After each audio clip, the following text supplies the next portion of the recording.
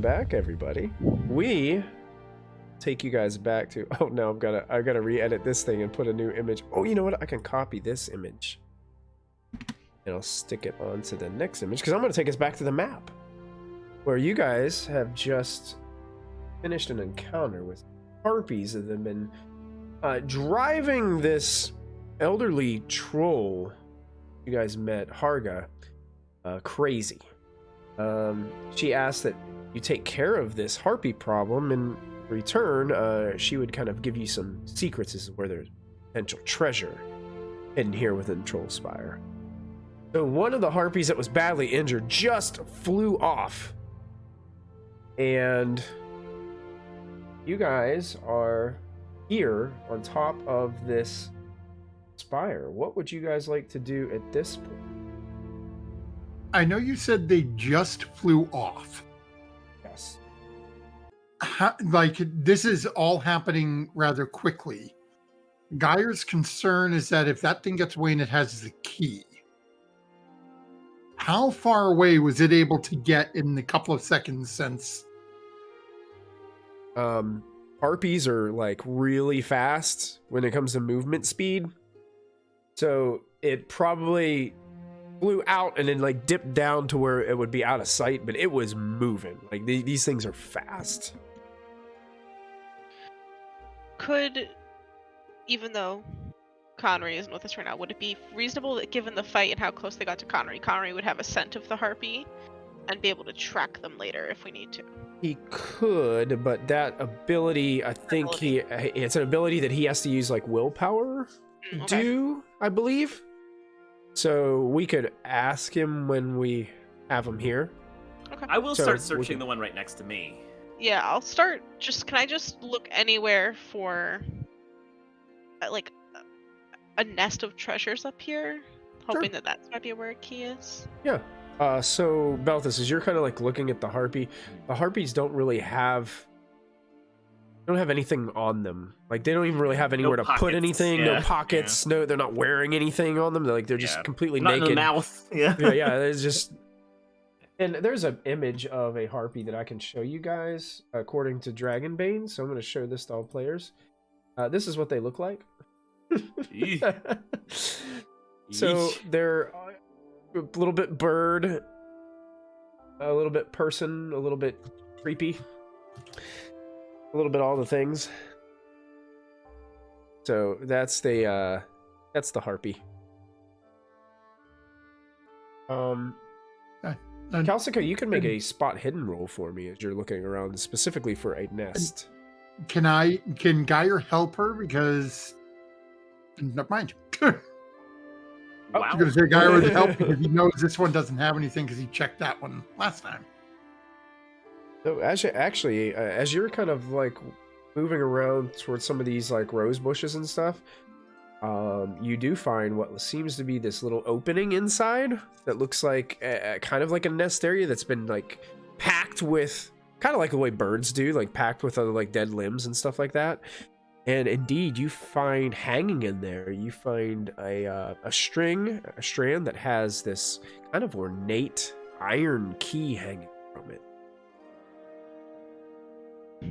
So you just see Kalska's little feet sticking out from the bush because she like dove in head first to reach it, and you just hear her little feet, and she's going, "I got it! I got it! I got it! I got it! I got it! I got it! I got it!" Like she's way too excited to have found. And as you're getting excited and you're bumping into stuff in there, you start like there's other things that start falling out of the nest as well. And according to the adventure, the equivalent of 3 treasure cards you also find within. So I'm going to go ahead and pull them out. Let's go 1 from the traditional and 2 from the additional ones. I'm going to pull 1 out from the traditional one here. I put them on the GM layer. My vault token layer. Go there. So, that looks like a lot of copper coins. Oh boy. First one. Then we've got, let's see what the additional treasure. Oh, a jeweled ring. And what is the next one going to be? Another jeweled ring. on somebody's Fancy. hand, apparently. That sounds fine to me. That's These harpies interesting. like their shinies. Yeah, they do. They take your whole hand if they like it enough, right? So let's see. I need you to roll 2d6 times 10 for me, and this is copper coin. Okay. 11. Oh, so 110? 110 copper coins. 110 Nice. copper coins. That's the first treasure. And the second treasure is this jeweled ring, but we got to find out what kind of jewel it has in it because it will change the worth. So you Whoa. can roll a 1d3 if you type in /roll 1d3 in there. We'll roll one for us. Nope, I did it wrong. There you go. 2. A 2. So a sapphire. Ooh. Roll 6d8 for me. Okay, this is a lot of. I like all these. You got all these cards going have back and rolls that forth you got to between do. my tracking. It's at 6d8. 6d8. Yes. Jesus. Wow. 6. 30. It's worth 36 gold. So if you want to put that in like parentheses beside this, so that way we remember how much it's worth. Now technically, you could I'm wear jotting it. it down. I'm going to share it once all 3 are rolled. Okay, so a sapphire ring worth 36 gold, and finally, the last jeweled ring. Oh my god. Oh, 66 times 10 gold. What? So roll 66. 20. 200 gold. So you can put another jeweled ring on there. This worth 200 gold. That is a lot of money. Time to retire. Kausuka comes crawling out of the bush. Probably has like leaves stuck in her hair and everything, and she's has the key and the bag of copper in one hand, and on her other hand, she doesn't have them quite on her fingers, but they're like just on the tips of her fingers. The other, well, actually no, she has one ring on the tips of her finger, and she's just holding the whole hand that had the other jeweled ring on it. She goes, "Look what I have!" Is that a hand? It has a ring on it though, Belphis.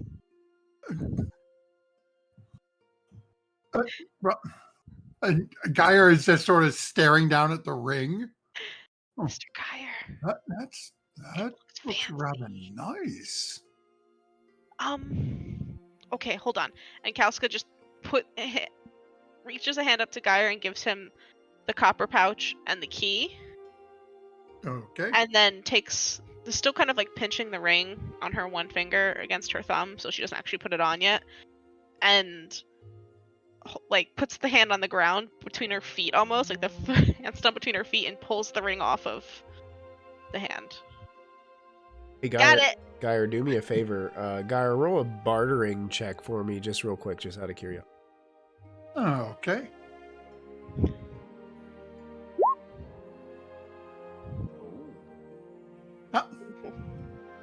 I'm going to push that because I have one. Because you want to know what I'm doing, huh? Yeah. Oh, Wow. man. Restart your roll 20. Reboot your computer. Oh, is that with a Bane? Oh, are you beat up from... He still has conditions, yeah. That's right. You still have your conditions. It looks pretty nice, Geyer. I mean, Yeah. you've seen some nice stuff. It looks pretty nice. We can probably get some decent coin for that. It's an outskirt. Mr. Geyer. Unless you want to keep it, of course. Well, we'll have to see how much it's worth, because if it's enough to run your mayoral campaign, I think we should sell it. And Guy leans down and gets a sort of almost conspiratorial grin on his face. If I'm right, that could be almost enough to buy the entire town. It looks very nice. Mr. Geyer, I'm confused. Isn't being a mayor buying the town? Is Yes that and no. what It's controlling the town, but you don't own it. You just own the people. Yeah, with money. You buy them. Hmm. Okay. I'm glad I understand politics. Casca looks way too proud right now. And is holding these rings and, like, on her butt still, like, shifts towards Numeral, like, to face her and goes, "Tinny, I don't know how your stuff works. Does it cost things to see if these are magic or cursed? Because if it is, I don't want you to have to spend time on that now. I can just hold on to these until we have some sleep.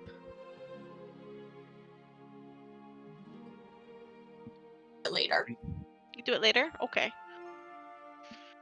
Yeah, I should... Oh wait, doesn't the key lead to somewhere down where there's more treasure? Potentially. Onward! And perhaps a brief rest. Well, do you want to rest out here on top where the harpy might come back, or do you want to go back down into Hagra's room and tell her we got rid of the harpies and get our potion? Might as well do it inside, I suppose. We climbed up, right? Yeah, I think you guys left the rope there. Oh, here comes Dave. If I'm we're Spire, gonna the take cooler Connery. There he is. Sleepy puppy. There we go. There we go. Cool. Bye, cooler Connery. If we're going to take a rest, then I'll test the rings now and then reuse my willpower after we rest. That's a good idea. Yeah, if you know, Yeah. if you know there's a So I rest wasn't sure coming, if we were probably going to go right down and do it I think we should rest first. rest in Yeah. Hagra's room and then... Okay, so I could sense magic on those now then. As a lot of you look at Geyer, you can see he's got blood pouring out of various wounds. He looks haggard. Yeah, Geyer did get hit, I think, a couple times last time. Let me help you down there, Sir Ballard. You're looking a little under the weather. I'm gonna push that roll of sensing magic. Okay, sure. And now Yeah, I yeah, succeed. What were you? What condition were you taking when you pushed your roll? I am becoming dazed. Dazed.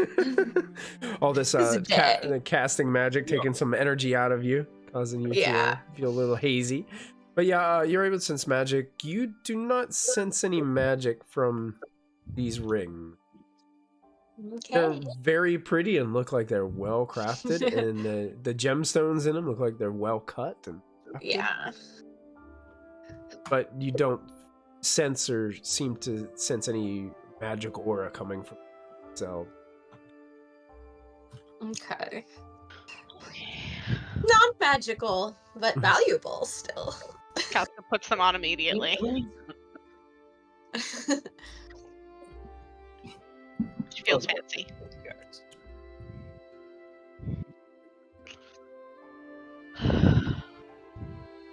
So you guys gonna rest up here, or are you gonna go down to... Down, I think. We'll go down into Hagra's and tell her the harpies are gone. Gotcha. Guys, make your way back down into Hagra's little chamber, or Harga, excuse me. Harga's chamber. And as you come down, she kind of like immediately like greets all of you. Did you take care of the problem? Killed all but one. One flew away because of ouchies. I don't think it'll come back. I don't think it likes us anymore. Good. Nuisances they were. Deserved what they got. And we found the key that you said would be up there, so we're happy. Oh, you found it. Mm-hmm. So you'll be able to access the treasure. Mm-hmm. Oh, and before I forget, and she goes over to the table and like picks up those two like vials that she had held up to you guys before, promised you, and walks them up to you. Kalsika, and hands out both of these like glass vials that contain some kind of like a milky yellowish liquid. And she basically looks at you and says, antitoxin. Thank you. Nice. So basically that's your antidote that you guys have been looking for that isn't in the rule book. Yay. So you guys have two of those. Nice. Now, it does look like she has like several other bottles of stuff like around. You mentioned you had other things potentially for trade. Sure. What is it that you want? I just sort of looks at himself with a blood pouring out. Anything that can help with grievous wounds?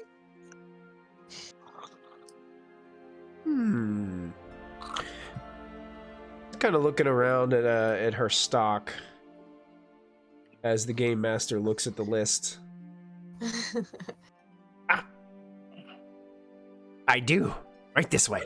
And she kind of like fumbles over and like starts moving some jars and stuff, and then she reveals that there is this kind of like this almost like a beaker stand almost that she kind of pulls off of one of the shelves on the side of the wall there. And as she steps out, you can see she's got these like 4 glass bottles that have contained what looks to be some kind of red bubbling liquid inside them.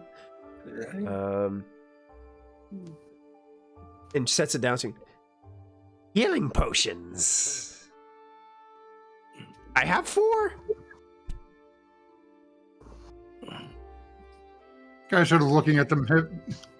Has Geyer ever seen anything like this before? I don't know. Would Geyer? What do you think? I'm thinking probably not. I mean, it depends on like if Geyer had any experience like running into alchemists or anything like that before. I like to think of Geyer more as the sort of like the snake oil salesman. Yeah. Traditional used car guy. Basically, over town. Prior to meeting Calciga, my last partner would go into town and release a bunch of rats, and I'd come in with rat poison. Oh, yeah. Setting the stage for good business, right? I gotcha.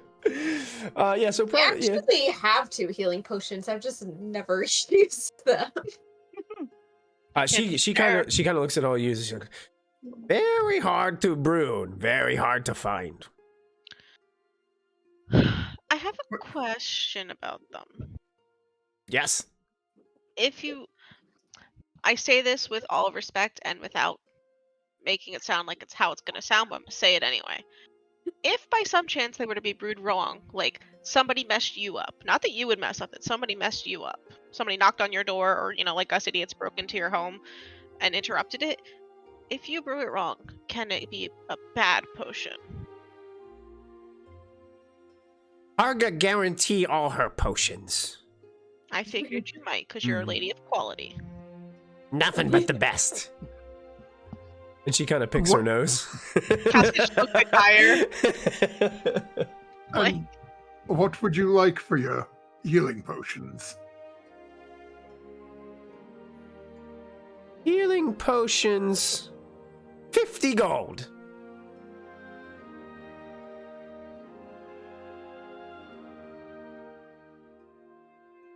Each or all 4? What do you think? Each. Strikes at Belthus while he whispers that.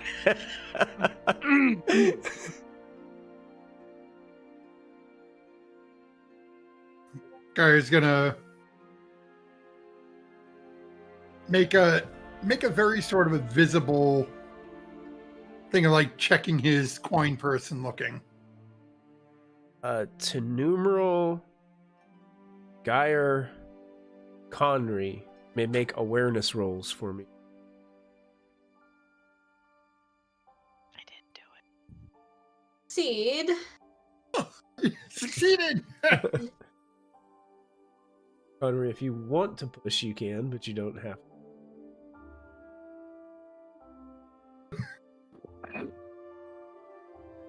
We're gonna pass. All right, you got it. Yeah, unless the DM is ever so graceful in his ways and would allow my late arrival to say that I was singing a bird song the entire time, and that's why I'm late. Well, I think we're inside again. Yeah, we're inside again. Yeah. Oh, okay. Well, Yeah. I was just. Yeah. I was late. The birds are still singing. They're just up there on the roof. Yeah, Yeah, to Numeral and Geyer, you would notice, like, you think that Arga just tried to potentially do some sort of magic. Hmm. Like, she was being very subtle about Wait, about what? So subtle that I didn't notice. it. Do I detect some magical proficiency in you, Harga? She kind of, you saying that to her? Yeah. She looks shocked that you say that. My magic is in my brews, and she points to all her bottles. Hmm. Seems like it comes from somewhere, though. You seem to have a talent. You are mixing the greatest concoctions you'll ever have, Can I and cast some lethal ones. Can I cast telepathy? Sure, go for it. I don't care if she knows, because I think I have to say something. Fight. Well, but you know what's funny? As you go to do this, that's when Wait, you let me see. when you- Word gesture. Word and gesture, yeah. When you start to do this, you realize, hey, wait a minute, that's exactly what she just did.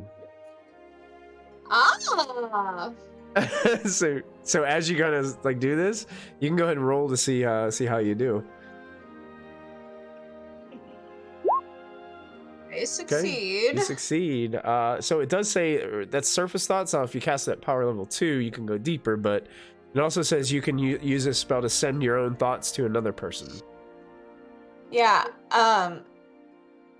So I'll do power level 1. I'll do like pretty surface level. Okay, surface level thoughts.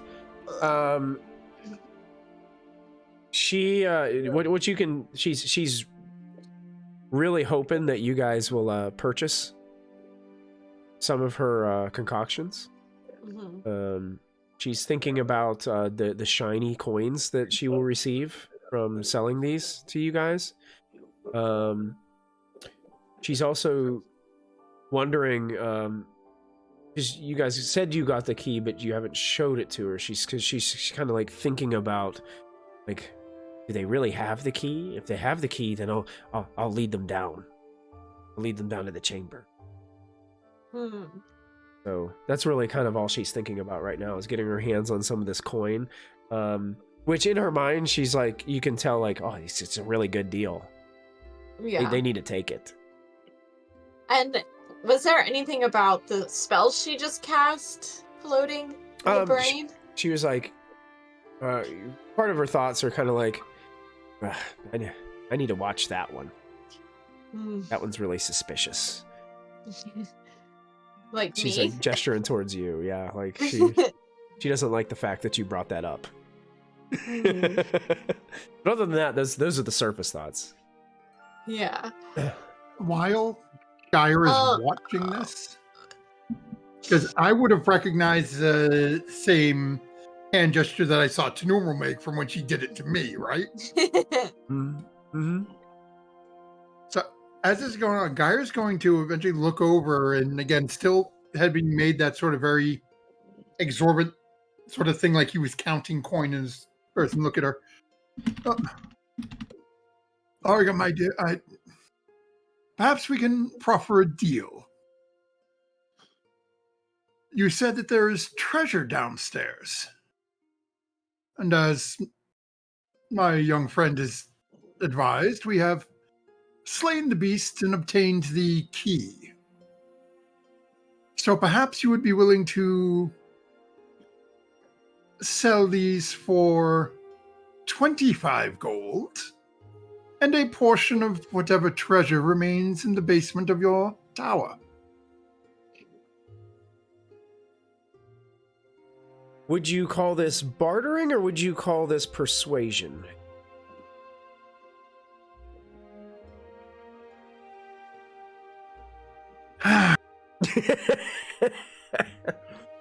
Honestly, Bluffing. I would call it bluffing. True. Oh, you're bluffing? Go for it. Roll your bluff check. Just succeeds. Just succeeds. She kind of looks at you and says, well, you did take care of the harpies. Think you have the key. Hearing her say that, Geyer will take the key out of his pocket and just jingle it a little Her bit. eyes kind of get wide as she sees the key. You do have it. Fine. Tuck it back away. 25 gold each, no less.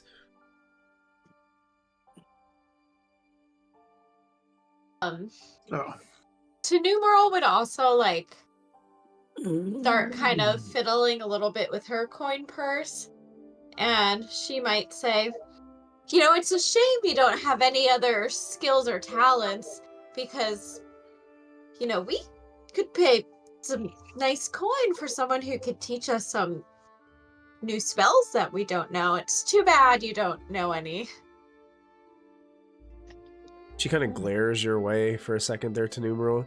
She takes a glance down at your jingling coin purse. She can hear the jingle jangle, and you can see like a twinkle in her eye as she hears the beautiful sounds of this coinage jingling together. Can we really need to spend enough time with you guys learning spells? That was a long time and a lot of money, you guys learning spells. Well, what took a long time was learning a new school. It still took a really long time, Tinny. We were in the Only mountains take a for shift. week. They only take a shift. So As a child, we were so bored. Connery It having takes a failed week to learn a the new school. One awareness shift to check. learn a spell. Connery having failed the awareness check and having no idea that she's magical at all. Dad's no idea what Tinny's talking about. He's just like, I knew somebody that was magical with the brew once. I don't think you got much you can learn from him. Geyer will hand over 50 gold and purchase 2 of her healing potions. Ah, yes! She gets so super excited, hands over the 2 healing potions to you. These healing potions, I believe, are worth 2d6 HP when they're... So let me double check. Pretty sure that's what they are.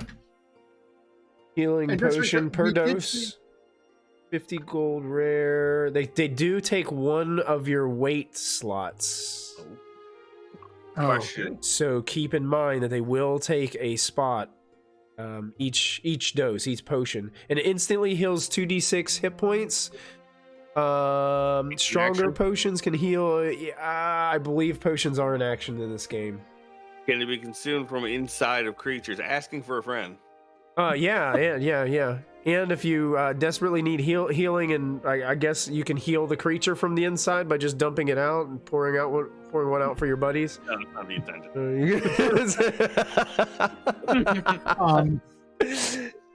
So, and let's make sure we did say we're taking a stretch rest down here, right? Stretch rest. Okay, yeah, 15. Yeah. The 15-minute variety. Yeah. Sure. Okay. She also kind of looks at you to Numeral, and she's like, I have one of these. Make someone go to sleep. What's that? Sleeping potion. Like, Ah. aptly named. Case you have trouble sleeping, Hmm. or Sleep or or- forever sleep. or you want to make someone else go to sleep for a while. Not forever sleep. What? What do you charge for that one? Let me do some math. Pulls out a calculator. Elphys That's is gonna pick up exactly one of what the healing that's exactly what potions. Harga does. Conrad, I believe that's called an abacus. Oh, an abacus, yeah.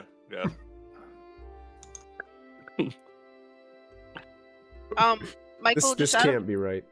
curiosity, would What did you tell us mean? when you're done. That's scary when the GM says it can't be right.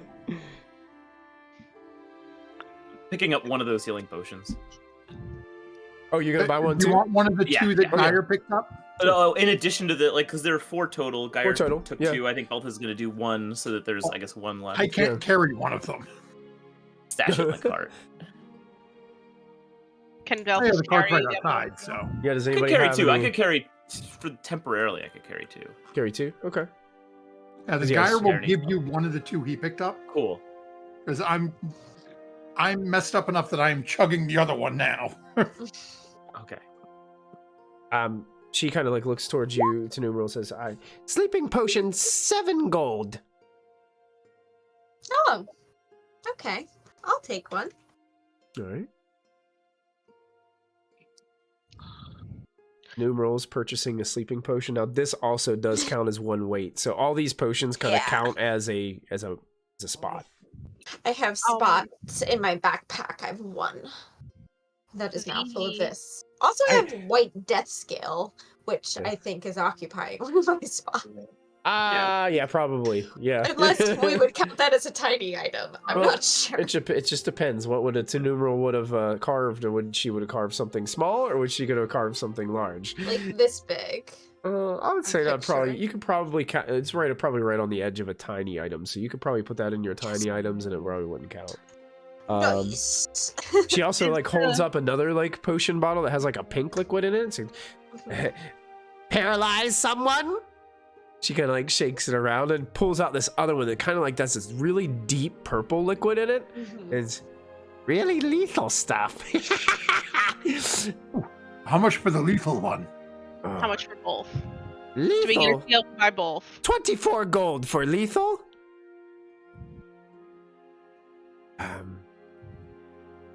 15 gold. Paralyze. Kauska grabs Geyer's shirt and tugs. So he comes down to her. Yes. Geyer. And she pokes at where he put the copper that we just found upstairs. I mean, you could get those 2 and the other healing potion. And then we could just divide out the rest with everybody. It looks as if she has 3 vials of the lethal stuff and the paralyzing stuff. And it looks also like there's 2 vials similar to one Numeral just bought. There's 2 more like sitting back in a little vial stand back behind. Brewing up a storm. Geyer, Yeah, she's got a bunch in here. Just give her this whole pouch. That we can have Sure. 1 of each, plus the final healing potion.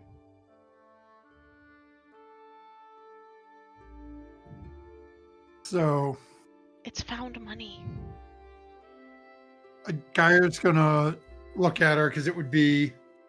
You said 24 and 15? 24 and 15, yeah. Mathing. Yeah.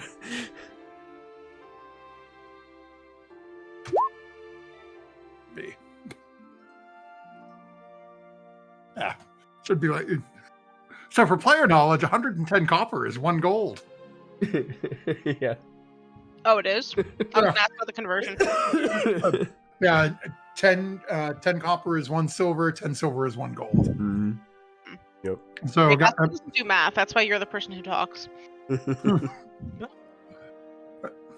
Geyer's going to look and just be like, but perhaps we can go take a look downstairs first and see what's down there, because I think we would like to take some more of your inventory off your hands, but after purchasing the 2 health potions, my own purse is a bit light at the moment. You know, perhaps there's treasure down below with that key.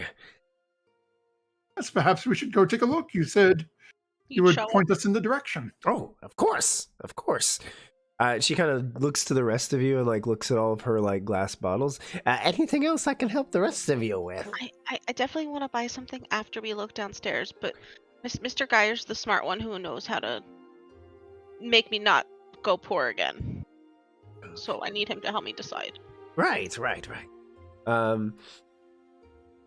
And to numeral, just for sake of rules with sleeping potion, the way that it works is if anybody drinks it, they automatically become dazed and they have to make a con roll on each of their turns. And if it fails, like they fall asleep. Like there's no like It's all based off of a con roll. And they remain sleeping for 1 shift.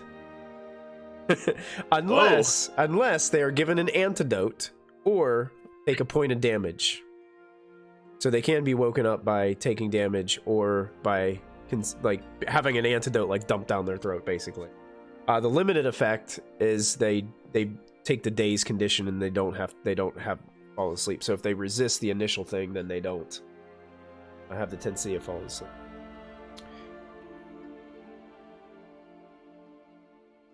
All right. We take a quick rest before we go down. Is that the? Yeah, we were doing that while we were you guys. in here. Yeah, you guys were taking your stretch rest. So whatever you guys get back for your stretch rest, with I think is for the elves is a little bit different. I think the elves get double what everybody else gets, but you guys can roll your hit points and willpower If it's points. easier, you can click stretch on your character sheet and it'll roll it for you. Oh yeah, there you go. Character sheet And has auto that. fill it in. I'll fill it in for you. Oh, don't forget to heal a condition of your choice. Also, you guys don't forget you have those mementos. That's a good Those point. mementos, and every session those re-up. So you could use that to, during a stretch rest, get another one of those conditions taken off if you'd like to use those. Yep, Geyer's using his, pulls out the pouch and takes out that singular gold coin, that first gold he made. Sort of rubbing it and back in the pouch.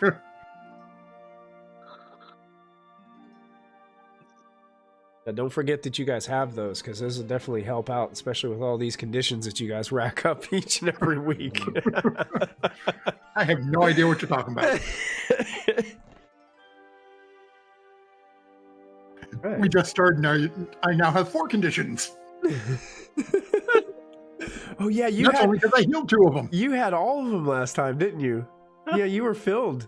Oh, I forgot about that. I was filled, and I had no willpower and 1 hit point left. We're going into HP to do stuff, yeah. Yeah. And failing miserably. So after you... Oh, go ahead. I'm sorry. Before we head down, when Geyer handed her that 50 gold, where did she put it? She has like this little like side satchel thing that she's carrying, like a hip bag, Okay. and she just kind of like stuffed it in there. Kauska just looks up at Geyer, like with her cute little innocent. As Geyer's looking at her and then glances back at the side satchel and back down at her and raises an eyebrow. This is the real language between the 2 of us. That's it.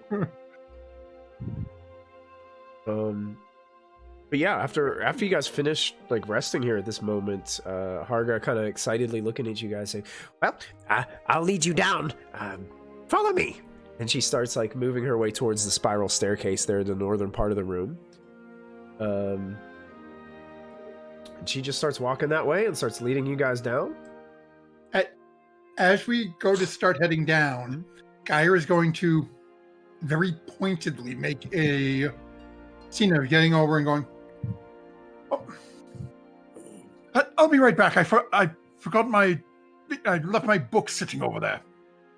And as they start heading down, Geyer's going to run over, and I'm going to try to steal one of her sleeping potions. Okay. You did Do me exactly As what I was she's gonna leading do. the group down. Do me a favor. Make a bluff check first. Okay. See if you can convince Harga that you actually okay. I mean, he hit his head enough. He's very forgetful right now. Be quick, the treasure awaits. And she starts walking down the stairs, hoping that you guys are just like right on her tail. Just running over to where I saw her grab the sleep potion that Tanul had and just grabbing one of them and All right, you putting it in my pocket. You pocket a sleeping potion. Remember, it does take up 1 slot. Yep. Okay. So you grab the sleeping potion. All right. Does Kalsika do anything? No, it's suspicious if we both left things. So the second Okay. Geyer says it first, she like deflates a little and then goes downstairs. But she'll have taken the key from Geyer, so she has the key to keep Harga going down the stairs, Okay. understanding what Geyer's doing. So mechanically speaking, did we actually get any rest since the last Harvey battle? Well, this is you just took a stretch, so it would be like I think 1d6 for you healing and 1d6 willpower, and a condition of your choice. Plus, if you used your memento, you could take another condition if you had multiples and wanted to get rid of them before you headed downstairs. All right, so Harga is leading you guys downstairs. So I'm going to take you guys one to willpower. She basically you guys are going down 2 floors. Oh, and I'm sorry. I don't think I flagged for It's on some the roof, reason. I think, yeah. Yeah, why didn't it move down? Weird. Okay. Here we go. I'm going to put you down here. Get rid of Connery's initial token. Put you guys all down here. And I will shift ping you. You guys able to see your tokens? Yeah. Sorry about that. I was on a different map and you guys were still on the roof. My apologies. Totally the producer's fault. Yeah. Bat. Yeah. I'm on fire. On fire. So you guys are led down here. Harga's leading you, and this place down here is a complete wreck. Like this is a mess. Debris just everywhere. It looks like parts of the wall have crumbled in some of these places on this initial first floor. This is where, Connery, you remember coming down here and seeing all this debris and opening the door down in the front. Remember you came and you kind of unlocked the door from the Oh yeah, backside here? No, I remember the disappointment in my companion. Yes, I remember. Don't worry. But as you guys come into this space, you can see that all of a sudden over here, as Harga's coming, leading you guys kind of in this direction, over here to the side, this massive frog-like creature jumps out from hiding. And it looks like it's like jumping aggressively towards you guys. And you can see that it has some nasty horns sticking up from the top of its head. Gyres. Is there 2 gyres? There's 2 gyres. Oh, Yeah. my That apologies. intentional. I got- Whoa, this thing's crazy. I mean, one is enough to handle. So this thing jumps out. It's probably about the size of a medium-sized dog. Like jumps out and starts like lumbering towards you. Looks really aggressive. Has these like teeth that kind of stick out of its mouth, and it's lumbering. And then it sees Harga, and it kind of stops by Harga and kind of like gets up on its hind legs. And Harga kind of gives it like a little hug, and then the toad starts to kind of like lick the side of her face. Like a pet. And she's like, Ambrosius, why have you been hiding down here? Harga? Yes? A friend of yours? Kalska has her hand like near her blades. That's your friend? Yes, this is my pet, Ambrosius. Meet Kalska! Kalsika, that's it, Kalsika. And kind of points to Geyer. Just call me Moneybags. Moneybags, that's it. There's truth to that statement. Kind of pats Ambrosius a couple more times. Ambrosius gets down and starts lumbering around and like looks like it's like moving some things with its snout a couple times and like horns some of the debris out of the way, and there's like a little insect crawls out and it goes and just devours it.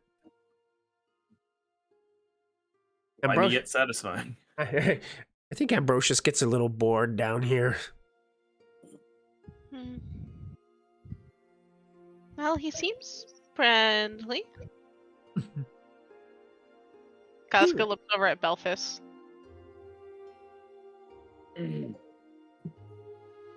To numeral.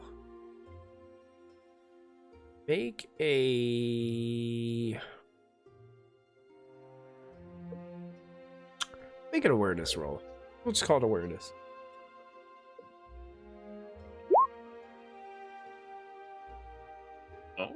Succeed. Nice. You have a sneaking suspicion that this creature was perhaps maybe some type of alchemic or magical experiment of some sort. A Frankenstein, Edward Scissorhands, if you will.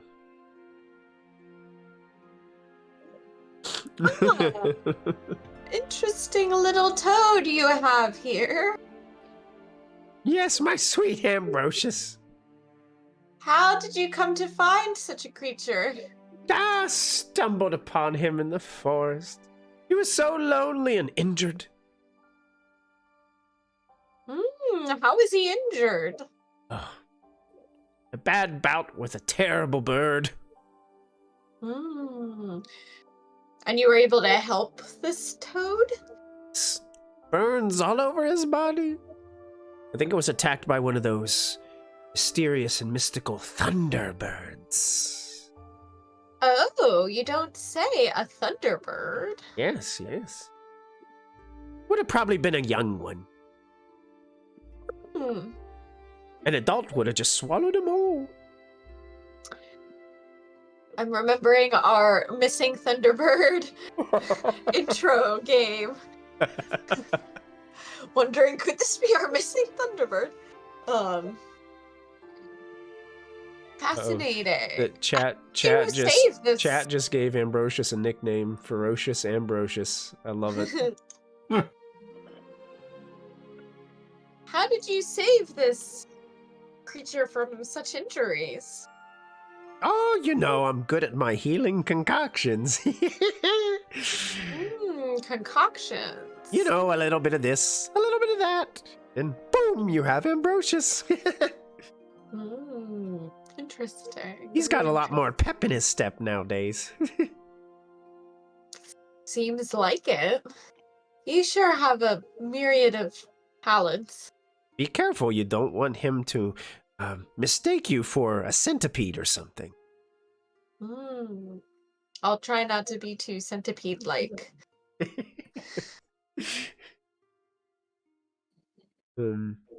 But she directs you guys over to this, kind of like where this Ambrosius was hanging out, and moves like a couple pieces of broken down like timbers off to the side. And you can see that there is... it's the description. Here it is.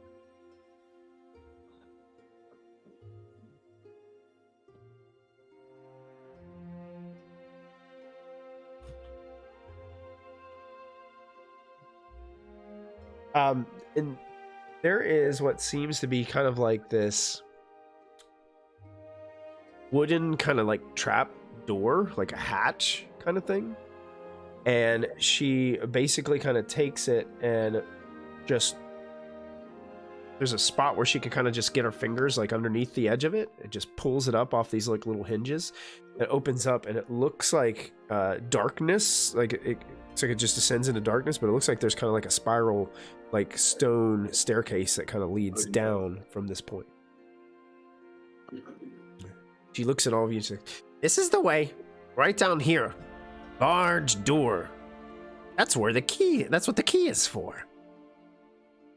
Geyer will light up his ring. Let's do it. Start heading down. All right. Be in the flashlight. All right. Okay. Does it look like Harga's coming down with us? It doesn't look like she has any intent to come down with you. Oh, and Ambrosius isn't coming down either. What am I pulling him? He just, all of a sudden, you guys just get this new Toad NPC friend that just follows you around. Oh, weird.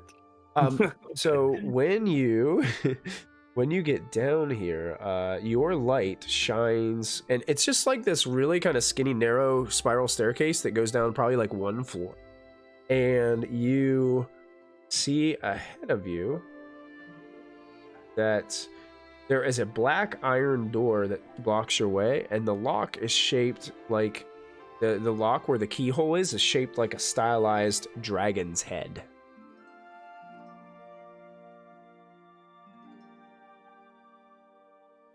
Can I look at this to see if it's trapped or like we think like this whole section right by the door, if there's any like pressure pads or anything like we've been dealing with like in Bothild's, like Kalska does not trust anything anymore.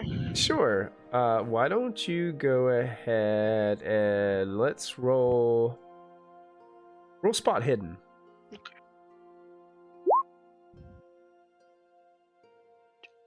I make That's it. 6. It seems like to you that as you're looking at this dragon's head, there are holes in the nostrils Mm-hmm.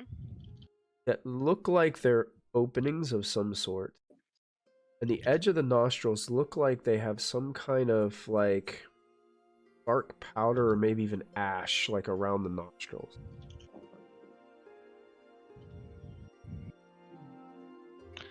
Kalska having broken into a lot of places in her young life. And that powder, is that kind of almost like incendiary powder or like ash from a fire? It's more like ash from a fire. Kind of like when you've seen burnt candles that are like unlit. Like Yeah, kind of like reminds you of that. So fire potentially comes out of this thing's nose if... We don't know even if it'll go off with the key in, but also could potentially just do it regardless, or if we're trying to pick the lock. Kalska's explaining this to everybody because she's One like, way to find out. I don't like burns. Well, I'm certain Belthus would be able to handle that. Kalska will hold the key out to Balthus. Like, if he's willing to stick his hand over... Kalska Wish me luck. does not trust anything. She's like, I'm not getting burned. All Balthus right. puts the key in with confidence. With and confidence.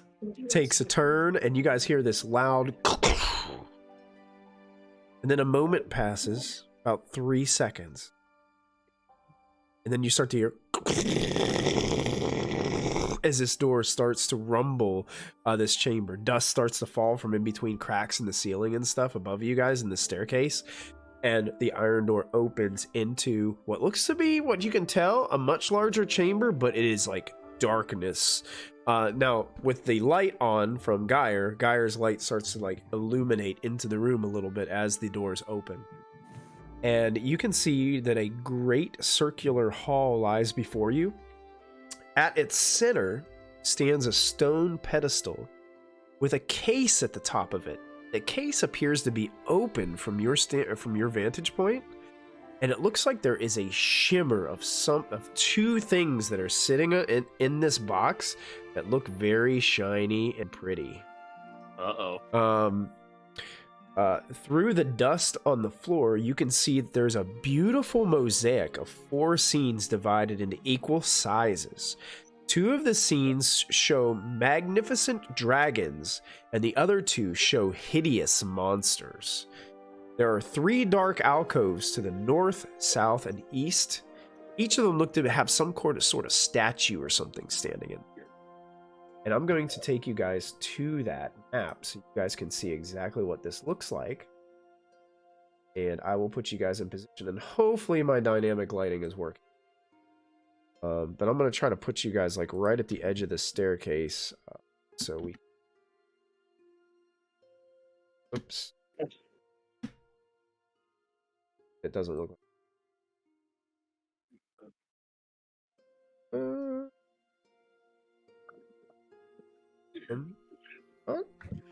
I don't know. Does my token still have light on it? It might not. Let me adjust that. Dynamic lighting. I can see my token, That's I right. just- Yep, that's not.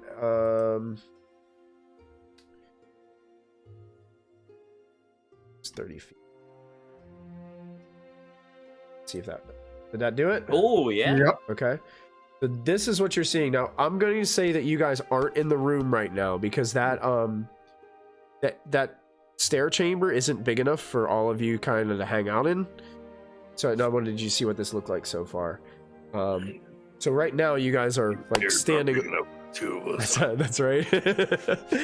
So you guys are technically not in the room yet, but just for visual standpoint, so you guys can see what you're looking at. That's what you guys see. Do I have a light token from last time we were inside the tower? Yeah. Did you want to put light on your amulet as well? Yeah. Yeah. Put that. And on we you. still haven't taken the ship, right? So it's Right, still yeah. happening. There you go. Now you're lit. Your amulet is lit as well. Should be able to see it. Geyer's going to turn back and look over at Kalsika. But there are a couple of very shiny-looking items over there.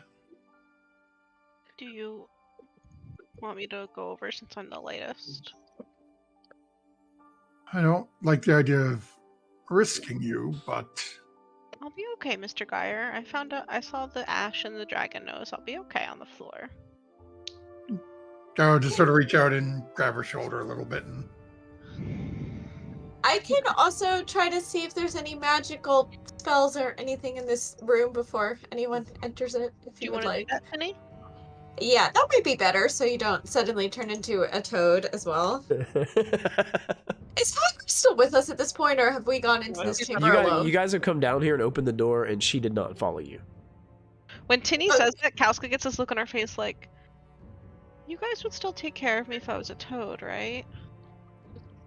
Can you I still will. stab? Yeah. of course, Absolutely.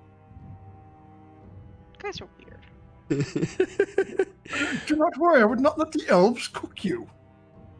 You saw how Successful? Beltis was salivating at the toad upstairs. I was successful in sense magic. I was 17. Successful in sense magic. Okay. Mentalism, so. A few things. First of all, it's harder to sense now, but you can sense that you believe that lock that you unlocked, the door itself, is magical. Mhm.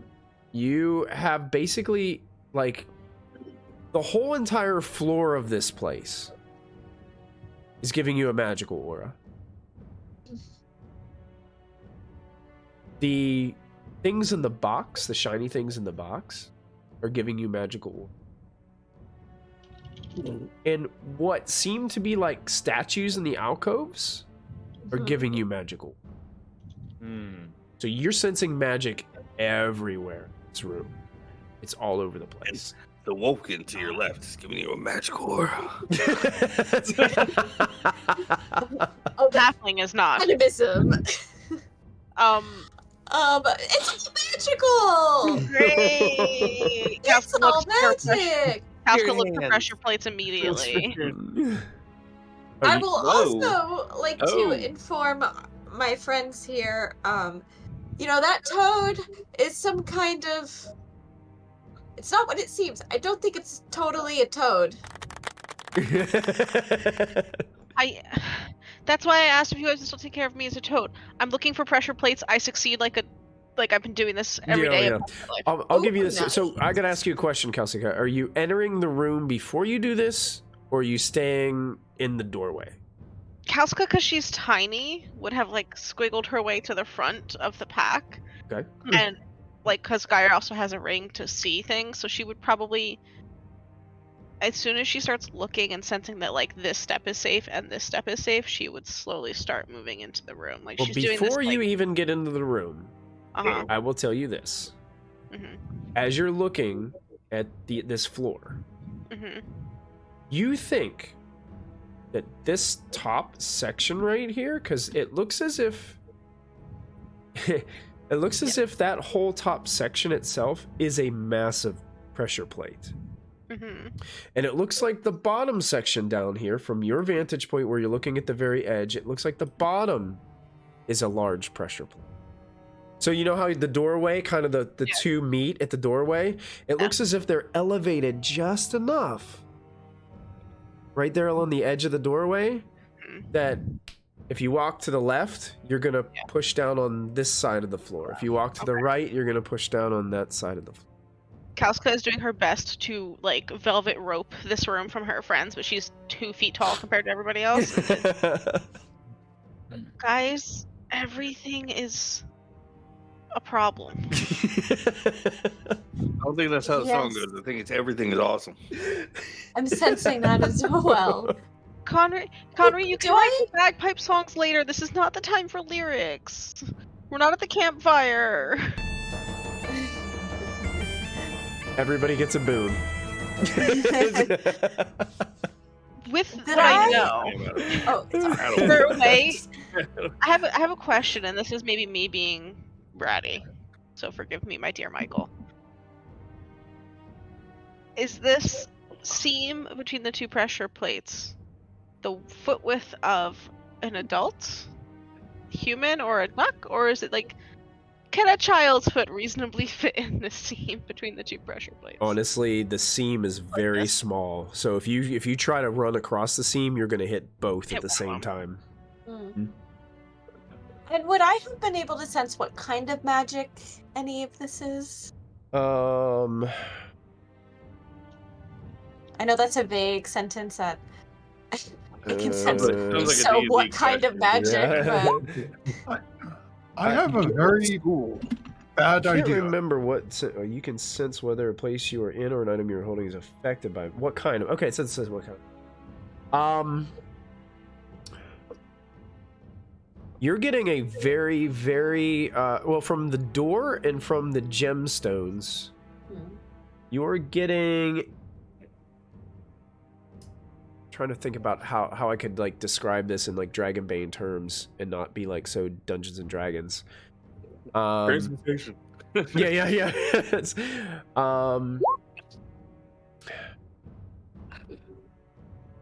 you're getting the sense that what is in the box and the door that led you in here are related. You're also getting a sense that the floor and the alcoves are giving you a really heavy dose of like what would be like necrotic or undead kind of magical vibe. You cut out for a second. Uh, The ne- what? necrotic? What's the necrotic? The floor and the alcoves. And the alcoves. Okay. There is some sort of necrotic undead sort of vibe coming from the floor and the alcoves here. And I think the jewels and the lock related. Magically. General, do you Somehow. remember when you hoisted me in the air and were flinging me around? Yes. Oh How far can you do that? Casca's still barred in the doorway, and she starts going, no. No, I have a much better idea. It doesn't involve quite as bad as you think it does. I have My an thought is to have her float me out about 4 meters, then I can pull the thing to us.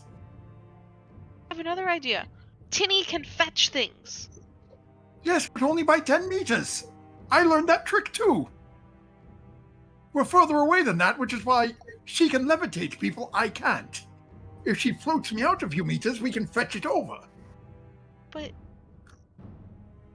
her floaty is very quick, Mr. Geyer. It's not like we have time to wait for you. Those things are like just out of range of fetch. Yeah, right. Let's see. So I can do it 6 meters. I'm power level 1. Power level 2, I believe it goes up. Wait, what Let about me your look. your pillar trick? Where's my mentalism? Could you use that to break the I floor? can add another 2 meters per 6, 8, 10. So I'm maxed out at 10. No, but could you do it from a Away for wall? levitate. To do the pillar. Have it come out from the wall, and then just someone climb up, and if you can put it out, Oh, say 10 meters, we just have Belsa's plates Calcica on top of it, and she runs along it.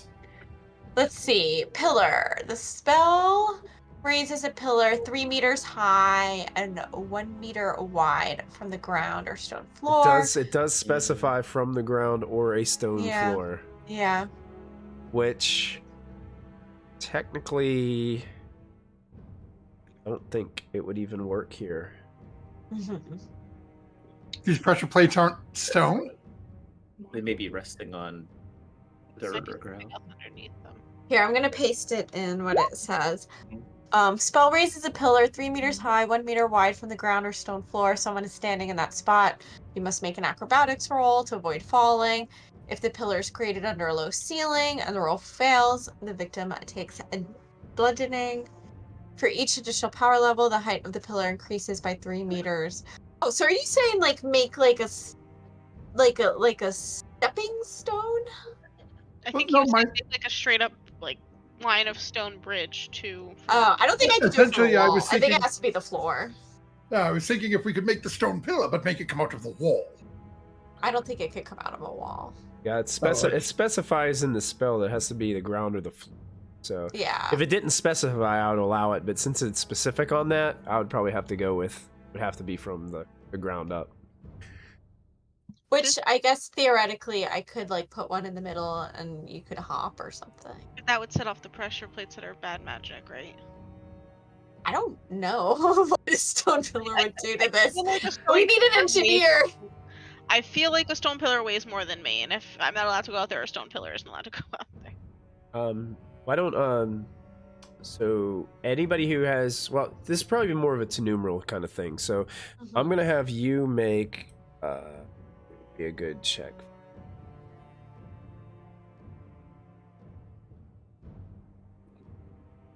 Go ahead and make an awareness roll for me. Numeral. As you guys are kind of discussing this. Kalska, do you have any like climbing pinions or Success. caltrops? Yeah, you listening to what Guy is saying. It's potential. It could work. Like doing a pillar to try to like. I think he was like trying to something like break the floor or, mess with the floor in some way. But there's like a. You're not sure. It could break it. Could potentially work. Could set off some kind of. If this is affected by magic and there's a magical trap here, it could set it off. So it's 50-50. Question for the DM. The ceiling in here. Yeah. What's the deal with the ceiling? What's the deal with the ceiling? Is there like a question. gargoyle above that I could like No gargoyles. swing? I would say the ceiling's probably about 15 feet high. No rafters, no nothing. Just stone. No rafter, just stone. Oh, I have an idea. We can send a salamander and see what happens. Not a bad idea. Could the salamander pick something up physically? Let's see. Yeah, right? We could Well, also send If the container is wood, it will burn it. we could send a beefy elf. No! You could. We're No. no! I'm not sacrificing I'm sorry. Belthus. Not a sacrifice if I win. Can I just point out that If I believe we We're have thinking so negatively. He'll make it. all heard Kalsika say when we've tried to do this with Belthus in the past that it is quite probably Yeah, I don't want to sacrifice Belthus. Elvis I is starting mean- to try to shift past everybody. Alska's still just blocking the way, and because Yeah. she I don't- can feel there's- Belthus coming, she's like sitting on his feet at this point. And plus, there's no monsters to consume Belthus in here, so. Just magical spells that could kill him and turn him into a toad. I mean, I try to cast a salamander and let this thing run and But if you said there's necrotic energy in some sort of tied to the alcoves, yes. I'm going to stick my arm, because I'm not going to try to push past Kalska, but I'm going to like reach over her a little Okay. and try to shine my light, aim it towards these alcoves. Okay. Can we really tell anything? I know you said they look sort of like statues, but Yeah, you're getting. They're heavily covered in dust, but you do get a glimmer of what looks to be some type of armor. Like on the they're armored like knight statues or something within these. do these look like Alcoves. the knights that I had fun telling Belthus was a rebel to? Make a myths and legends roll.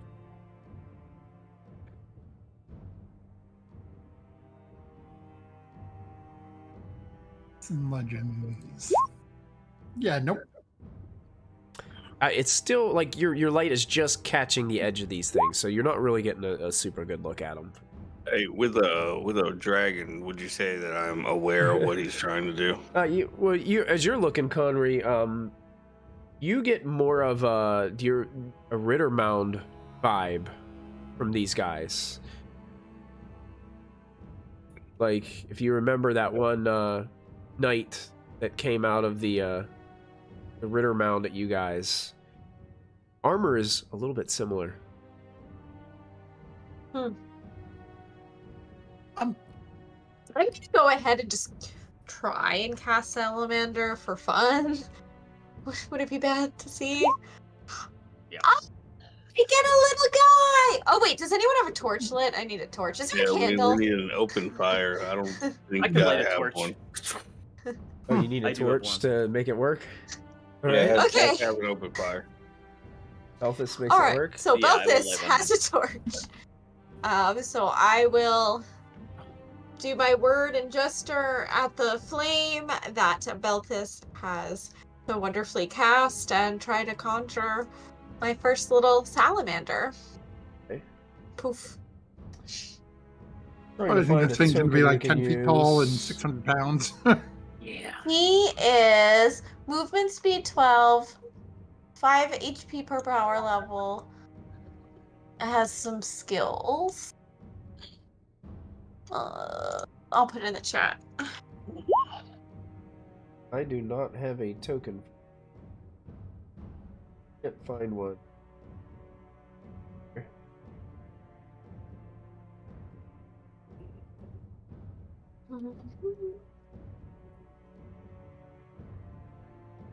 Random stuff here to see if I've got something. Cool. Get us close. Good.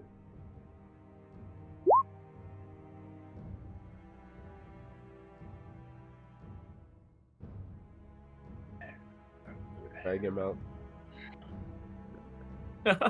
Nice. I'll give him like a red aura.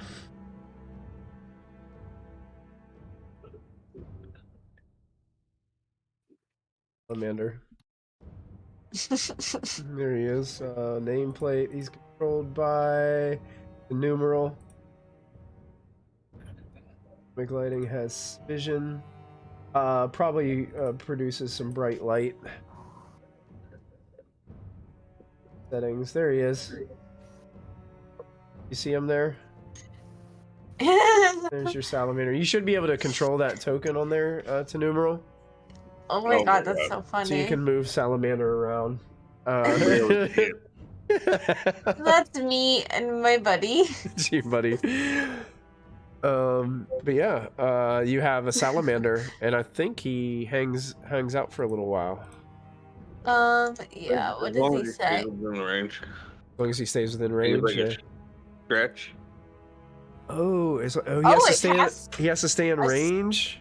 And it takes a stretch. Oh, within So sight. I'm just gonna Gotcha. hang out while you guys are doing stuff and make a salamander. Oh, yeah, the casting time is a stretch, so it takes 15 saw minutes that. for Tenumeral to cast this. So She's very focused. I would say while Tenumeral is casting this, that will be a good time for us to take a break for the evening. Hello, and thank you so much for hanging out with us here at Proficiency Bonus.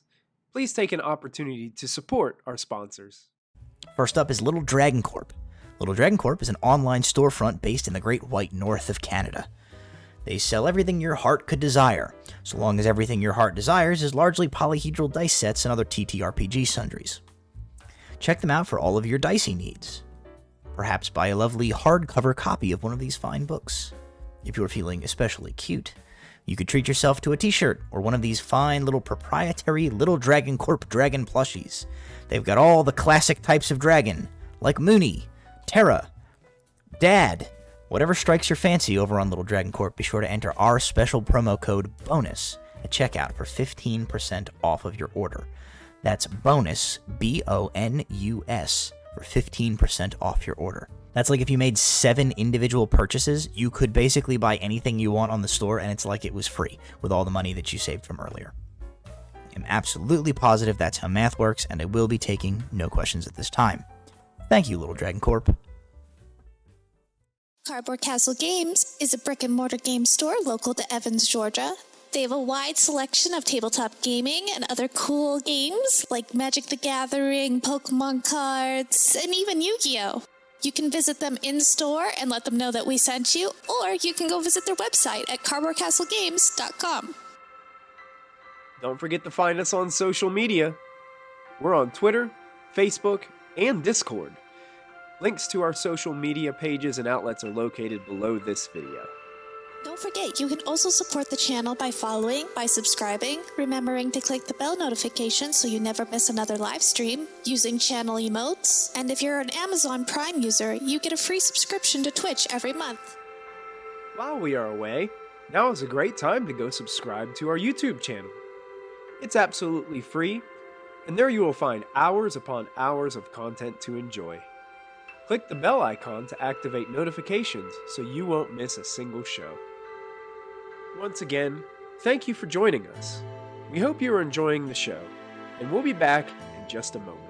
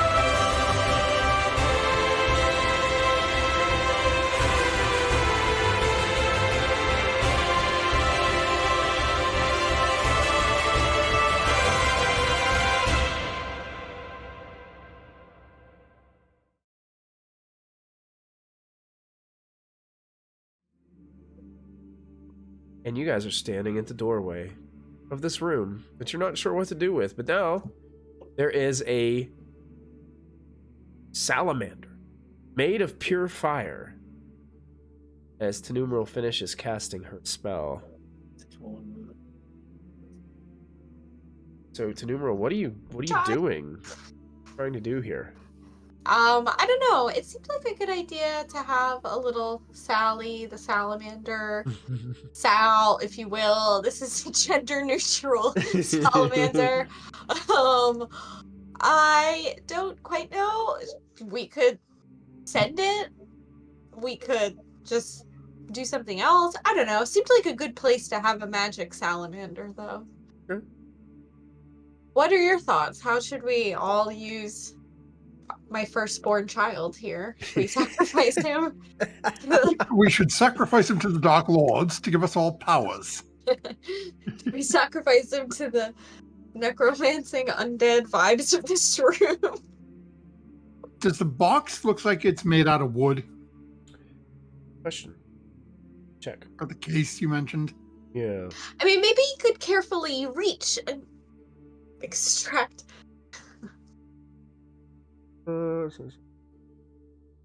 Case. Okay, here we go. Oh, the wooden case. So it is made of wood. This is not going to end well. And it looks beautiful. It looks beautifully decorated too from here. Beautiful, beautiful case. I do wonder. So Salamander has a flaming grip attack. Does he have a non-flaming grip? He is a fire elemental. Probably not.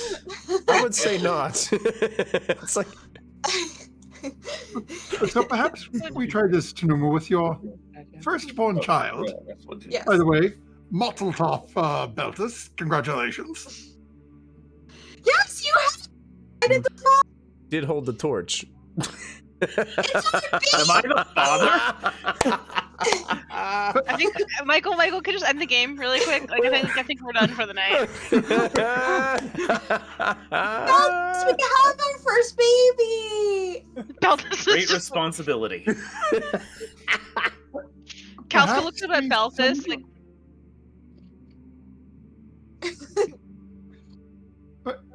It took Gary's 15 minutes to. Gary just looks be down at born. Kalska. I think that's how elves reproduce. I don't know.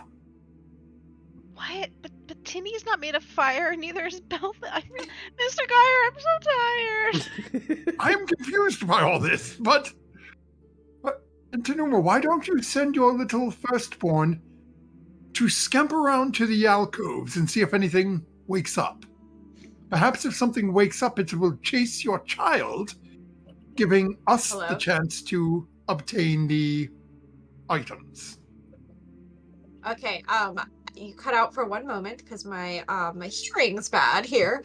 You said send my firstborn child to run around in the alcoves, and then I lost what you said from there. But essentially, my hope is that it will wake everything up and get them all to chase it, so that Kalska can nimbly scamper in, grab the items in the chest, which looks to be of some monetary value, and scamper back out, and then we just leave. Okay. Your We can child also- becomes a sacrificial amphibian. I'm okay with sacrificing this. Beltus, how do you feel of sending our first creation together into this room? Let's see what he's made of, besides All right. fire. Should we have it walk a little bit towards the thing and just see like what happens when something's on the pressure plates? Do you think? I would- Or just have it beeline to the alcove? Well, it would have to walk across the Yeah. pressure plate to get to the alcove. True, I'd rather true. not go near the wood, Yeah. because that okay. looks like it may be expensive. Yes. All right. Do we have a preference of which? One looks like a demon, one looks like a dragon, right? That dragon, maybe? Yeah, I'm like Team Dragon. In this room, I'm Team Dragon. Okay, so little Sally. See that little corner over there? Okay. Go run. Okay. Sally starts skittering across the floor. This is the dragon sign? That's a dragon side, yeah. Why don't all of you who are watching this make awareness? think every one of us is staring at it like, what's gonna happen? Yeah, anybody, if you're really like trying to figure out like what's going, ooh, I don't know. you're just focused on the salamander. nervous. You're not watching anything else. You're I don't know what's going on. Technically, he needs to remain in my sight, but make sure you I mark don't know what that it's since you didn't roll it on the character sheet. Make sure you mark that for Yeah. awareness that you rolled a demon. Yeah, I just marked it. Okay. Okay. Everybody. Conrad didn't Calcica roll. succeeded. Succeeded. Only Calcica? Connery, I didn't know if you wanted to make a awareness roll here and notice anything as the salamander is kind of moving across the floor.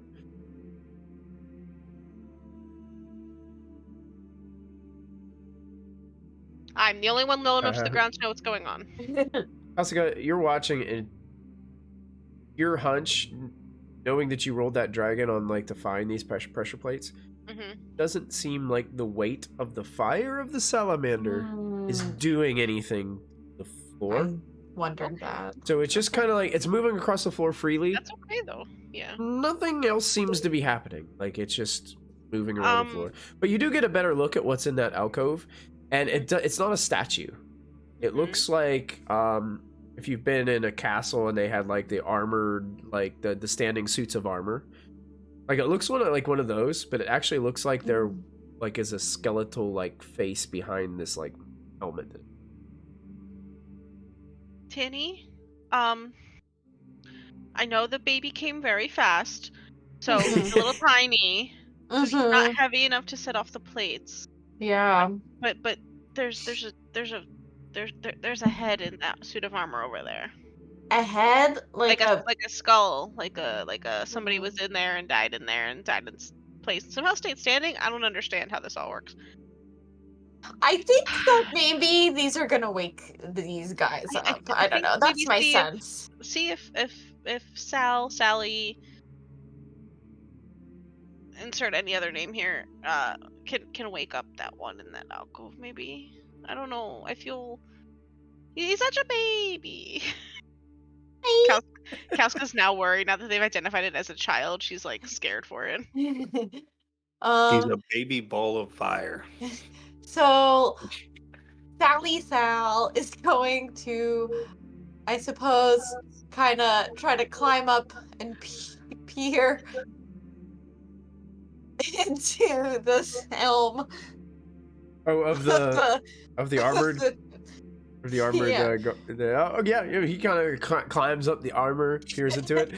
It looks like a skull inside there. I mean, it's basically it's just armor. It looks like it's wielding this massive shield, and it looks like in its right hand has a long sword. Okay. Does that shield look valuable?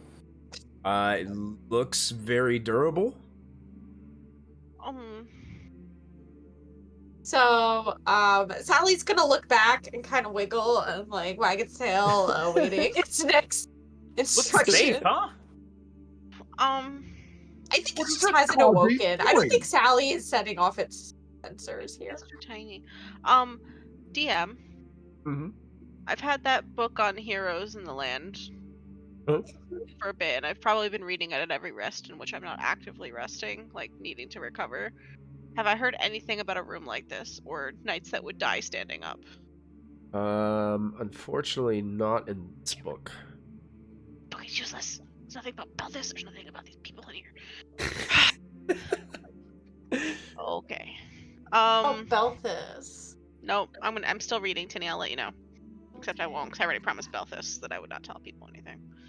Perhaps But I had his child. Belthus isn't his real name. I'm looking for. To be clear, as I'm reading this, You don't know much this is a about total side joke, but I want to be very clear. Kauska is looking for any description of any elven family Okay. that could match Belthus's his looks, his demeanor, and any hints I have gotten about him over time. Okay. Like just in general, she's definitely looking for like a family with at least one other child, because she gets like, either forced first son problems from Belthus or second son bitterness. So Yeah. that was like, just for the record. That's good. Yeah, Belthus That's does good. have first son energy. He's either the first son, the reluctant first son who's trying to do like fix his family's wrongs, Good. or he's the bitter second son who didn't get enough attention because his dad's a dick. One way or the other. Anyway, Yeah. my psychoanalysis of Belthus in one sentence. Anyway, this room is bugging Kalsika severely. Not just because they're shinies, but also like nothing's working. The salamander's having a good time. Yeah, he's wiggling. Kalsika, do you trust Belthus? I trust Belthus with my life. He saved me a bunch of times. Are you gonna have him throw me? Huh? Shot put the halfling? Toss me. I mean, that's Please! Yeah. exactly what I was thinking. But... Belthus, I'll be... Guy just sort of looks at Belthus and be like, I'm not sure. he's not wrong. Throw things that far. I'm tiny. Oh, And I kind of like use you as like a jumping off like leverage. It's like you're like the Worth a try, and I'll go grab her and start the hoist. Kalska gets in like a classic like cheerleader like setup jump into his like clasped hands like with her feet like ready to like work like look, if nothing's gonna happen when we're determined to set this room off, like One way to try. start it fast and hope for the best, right? and Geyer is staring up at this northern alcove. Which one? The northern one? The northern one up here. Okay. Because Geyer's thought is that salamander is wagging its tail like out of the eye holes of the helmet of the one on the south. So I'm hoping that'll at least mess with that one for a minute. Gotcha. I'm gonna look up some rules on throwing things Yeah. fast. Throwing party Probably members. halfway. Yeah, there's a lot on like throwing weapons, but Yeah. Not throwing people is another thing. Kalska is totally a weapon. I don't know what distinction you're trying to make. Dogs for Life has something to add to the visual. What'd you do?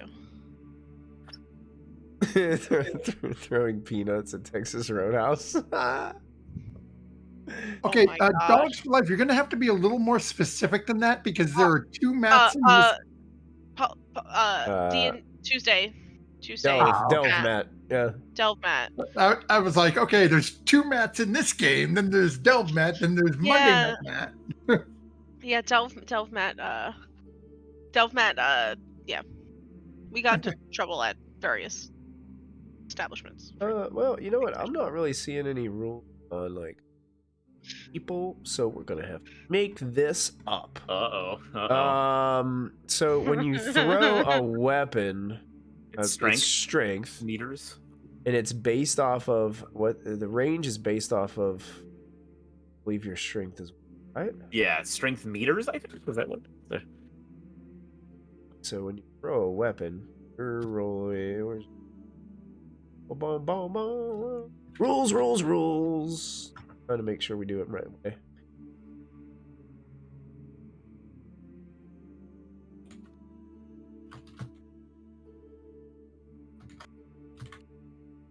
In the list of weapons, it says range is STR on a lot of the thrown ones. So it's just the range is just your strength. What is your strength, Balthus?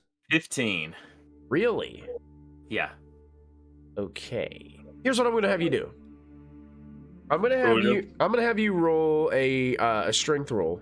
Okay. I am gonna give you a bane on it because you're throwing somebody like Kalsika is small, but she's bigger than your typical thrown weapon. Javelin. Yeah. So I'm going to say that you're gonna have a bane on this roll. Alrighty. Okay. And then you can roll your strength roll, and you will throw. I'll say that you can make the throw. Oh, look at that! Bell's is like, hey, it's worth a shot. Grabs Kalsika and just chucks Kalsika into the room. Kalsika, you go flying into the room, and you land like on this pedestal in the center. like right beside you, like stumble down and kind of like do like a bear hug around the pedestal, and the pedestal, like you bump the pedestal a little bit and you see the wooden box kind of teeter a little bit. I scramble as quickly as I can and like snatch it and like sit on the pedestal like crisscross applesauce holding the box. Okay. How should we get her back? I have a plan. I have a very dumb plan. The salamander will save her. I have a very dumb plan. One thing I do want to mention before you enact any plans, Kelsey, holding this box, you can see inside of it are 2 beautifully cut, octagonal shaped sapphires. And they're sitting in like this nice, like padded, kind of like jewelry kind of box.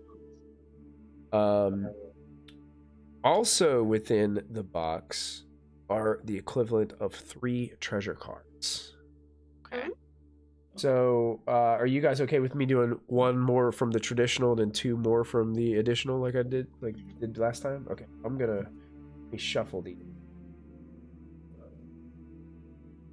Kelsey getting all the rewards tonight. Kelsey's finding all the treasure. That's right. So here's the first treasure. Climbing into rose bushes and more copper coins. Okay. More copper. A melee weapon. Ooh. And some scholarly tool. So I'm gonna go ahead and shift zoom this one. 2d6 copper coins, so you can roll 2d6 for the copper. 2d6 copper. You guys got 7 copper coins. Add that to your story. And now I need you to roll another d6. A flail. Okay. I think you guys found one of those already, haven't you? You guys found one of those before? We have, I think, just not here. We did. I think we left it because we didn't have the you weren't able to carry it. And scholarly tools, I need you to roll another d6. See what you find. Scholarly tools. 2. Another. Didn't you already found a pen and ink pot before? You guys got another pen and ink pot. Cal's not upset about that. So you guys find some additional treasures that you use. There might have been some tools that were used in the implementation of this. The box itself is pretty nice. Casca almost shuts the box and then she pauses and like in my head she like is sitting on the pedestal and is facing her friends now, like with it in her lap. And she's looking down at it and she's looking at the 2 sapphires. And then I want to look around the room. Is there anywhere these sapphires would fit? Looking around, you do not see it. So there's no carving in the wall or anything. Okay. Don't see any carvings in the walls. You just see the mosaic, the beautiful mosaic upon the floor. The flail actually looks pretty cool too. Like the end of the flail that you like actually like bash people with, instead of just being like a ball with like spikes on it, it's actually like a dragon's head. Okay. Now for the fun part. Kels, I want to stand up on this pedestal carefully. Like I close the box so nothing falls out. And I stand up on the pedestal. I just want to look at the whole floor. Is there any like being at this different vantage point, is there anything different with this floor here from over here? Not really. I mean, the whole floor is just like covered in dust. Like from what you can barely see of a lot of what you can see is actually just because the illumination of the light from Connery's amulet and the light from the ring from the doorway. It's kind of giving you that shadow, and the salamander like lighting up the different shadowy areas. Which the salamander is, dancing on this like skeletal armored figure over there in the corner. Yeah. Geyer's gonna look over at Kalska and look over at Belfus. Belfus, question. If we were to throw my grappling hook over to Kalsika. Or just the rope end. Oh, right. I'm thinking the grappling hook would give it enough oomph to get to you. have you wrap it around yourself. Then me, Beltis, Conry, and Tenumeral all sort of yank as you jump. Do we think we could get you to clear the distance? One way to find out. I think it's better than the idea I had, which was everyone go up the stairs and just clear gangway so I can run fast, but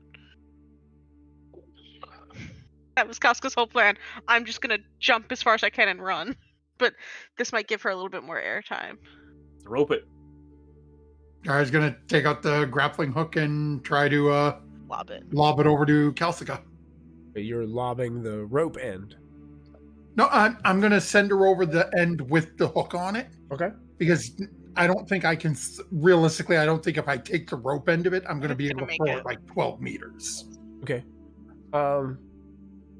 Do me a favor. I want both of you to make acrobatics rolls. Because you're aiming to try to like get close to her where she can catch it. I'm gonna push that. I'm feeling a little disheartened. I'm nervous. Yeah. But my Calcica's in trouble here. Okay. Oh! There we go. Okay. So you guys see Gyra winds up, tosses the end of the grappling hook. The grappling hook just passes by just the slightest bit, Calcica, as you latch onto the rope, and then it kind of dangles to the side, and you have the grappling hook in your hands while Gyra, I believe the rest of the group is holding onto the rope side. Guy's gonna look at everyone and just be like, grab a piece, come on. When she gets ready, she goes to jump. We're just gonna... Tenumeral, what's Sally doing right now? Not grabbing the rope. Yes. Sally is looking very expectantly. He's kind of wiggling in this suit of armor and like poking over, like wondering if he could help. Wonder if we could get. Oh wait, Sally doesn't stay forever, does he? Oh, so we need to get him a cute little armor like hat. Anyway. Casca takes the grappling hook and like wraps it around herself, and then like latches it like you would like folds over like a belt almost, so it like cling like locks in so it can't break. Okay. And she's holding the box, and she steps up as far back as she can on this pedestal. Okay. Wait, should we try to have you hook it to the pillar and like we'll hold it tight and you like walk across it? Rather than, because I feel like if we drag you, you're just gonna like bounce on the ground. Like you're not gonna fly. Good point. I feel like getting a pebble. The laws of physics are not in your favor on this one, guys. Yeah. Okay, so is there a And then maybe Sally can grab the hook and just kind of run back with the hook. Yeah, because it's metal, so it wouldn't ruin the hook. Is there a good lip on the other side of the pedestal for this? For me to try to tightrope walk this? I mean, yeah, you can wrap it. Like, there's like a little lip around there that you could kind of tie this thing like around the pedestal and get it tightly on there. Yeah. Calcica will do that to make sure there's enough tension in the rope. Yeah, and we'll just be trying to pull it. And you guys are just gonna? Are you guys just holding it as firmly as you can? Okay. Mm-hmm. Got it. Is the door slid open? Is there still a point where we can see the lock? No, it's like the door is like in the wall currently on both sides. It like split open like this. And what do the stairs look like? Are they like, can I see the center post, or is it like carved into the ground? It's carved into the ground. Dang it. And then Guy's just going to go back to the stairs to the very end of the rope as Beltis is braced with his part of it. And I'm going to sort of like anchor, put my foot against the wall in the staircase and just sort of lay back like this, trying to hold. All right. Well, here's what we'll do. I want for, I know Beltis and Guy are definitely holding the rope. Tenumeral, you're holding the rope, or are you just hanging out? Yeah. Okay. So everybody who's holding the rope, go ahead and make just a strength roll. Geyer, you can make yours with a boon since you said you were propping yourself and you were using the door to help you. So I'll give you a boon on your roll for that description. Oh, okay. I fail. I'm here for moral support. Yeah, that's it. I think I'm doing something, but it's all Beltis. I'm next to Beltis, like, yeah, I'm helping. Yeah, Beltis is doing all the work. That's it. I'm doing it. I just want to check one thing before I do this, because also I think it'll help me with.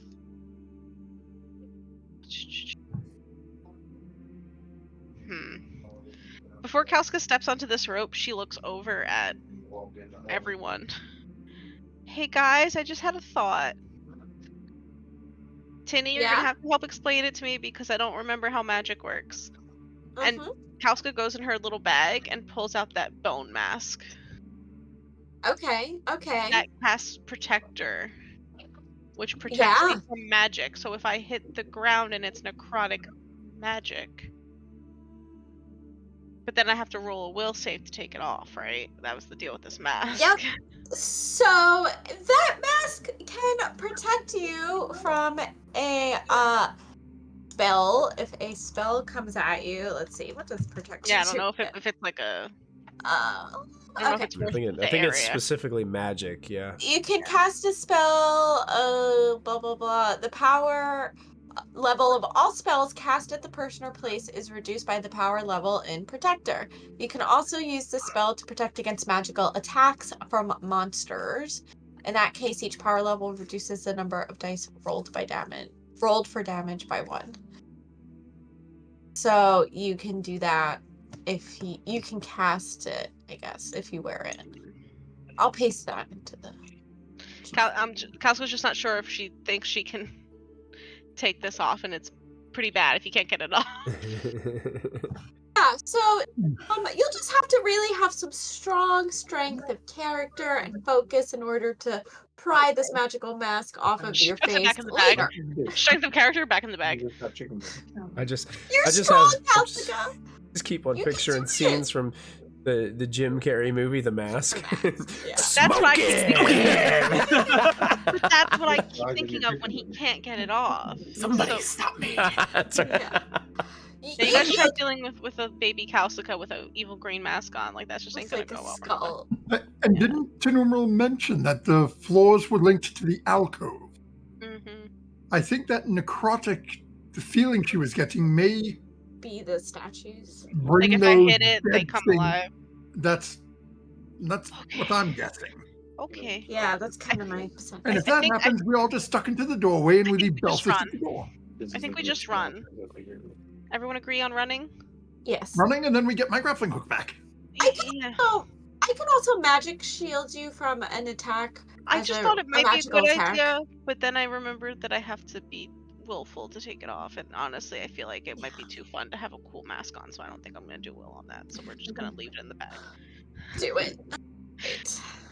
I'm gonna prepare to tightrope walk back to my friends while Sally waits to take the grappling hook back. Okay. After I'm free. Sure.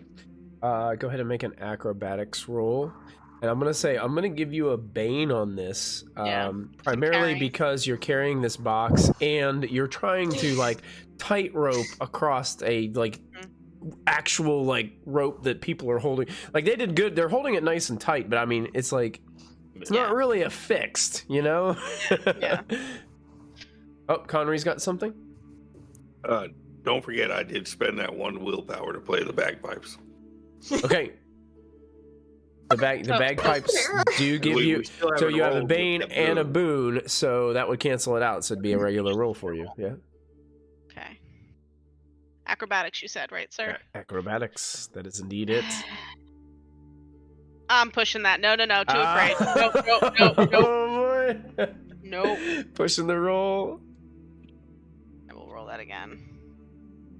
Oh my god. Oh no. Uh-oh. Kalska stumbles as she's Me and walking Tyrone across. are not good. Hey, roll a d6 for me. 1, 2, 3, you fall on the demon side. 4, 5, and 6, you fall on the dragon side. 4, 5, Fall on the dragon side. So Kalska walking across the rope, you guys watch her kind of stumble off to the side. She loses her balance and falls prone onto this lower pressure plate. You can feel it, Kalska, as it goes, like drops down a little bit. At that moment, those of you standing at the doorway notice the rumble as the doors are starting to close. Run. I'm quick. Run. Casca's just Alright. booking it. Booking it? Okay. Calcica runs. Make an additional acrobatics roll for me. Very quickly. What are the rest of you doing? Geyer is That one I make. Doing her in. What are you doing? Run. No. I'm just Yelling. telling you what the rest. Alright, just... No, I'm demanding. I'm not you going all run. anywhere till Calcica makes it I'm to clear. the stairs. I'm clear. I have 12 movement and I got an 8 acrobatics on that roll. I'm fine. Okay. So when you say Alright. rumbling close, you mean the doorway is The coming doors. down? Sideways. Closing in. They Oh, slid into the sideways. wall. Yeah, they slide into the walls. Yep. Run. Just run. I'm fine. Run. Okay. Geyer had pulled out the warhammer and just backed away from the door, but fine. is holding it between fine. the door, trying to use it as like a block stop. Okay. To give her Gotcha. space to squeeze in just in case. Sure, and If actually, you make it just through, it'll just pull as out. you get the warhammer out, Calcica like dives underneath you and does like a roll into this this small chamber that you guys are all jammed into She with just the keeps running steps, upstairs. and the Calcica's doors just go booking it. Farewell, Sal. and close. Yeah, and salamander, unfortunately, the grappling fire hook. salamander and your grappling hook We gotta get you a new grappling hook are again. all locked in. God! This is the second grappling hook that Gyra has Second. lost. I have fallen on a tightrope, and it is the second grappling hook. I don't think you're allowed to buy anymore. Somebody else But buys they're an so extra. handy. I bought that one.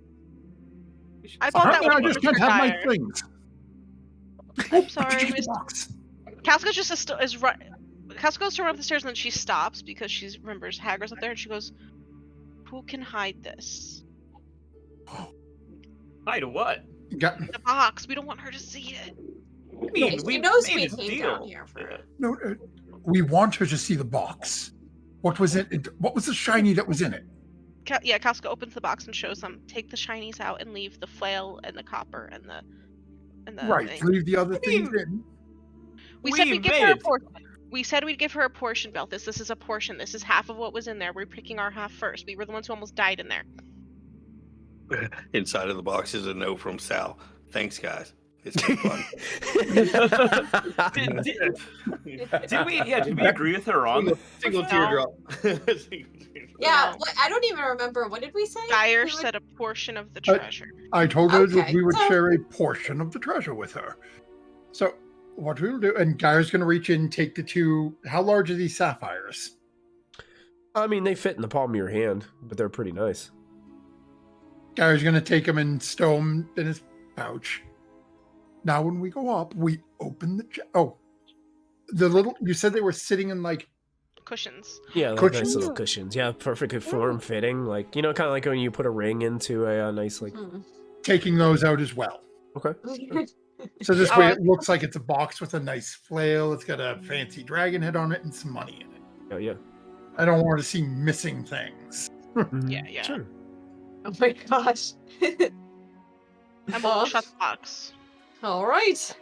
We're gonna pretend like we open it up there for the first time. Actually, honestly, as you guys are just finishing up, you guys hear, oh, is that you? Hagrid, I And- almost died. Almost died. Why? What happened? The We doors lost got mad at me. Sally, Who's We lost our- Sally? my firstborn child. They lost their child You for you. lost your child. He was a fire salamander. I don't remember you having a child. She was wasn't given birth- being downstairs. He Yeah, was she- born downstairs, conceived and born. Wow, It you all went short. quickly.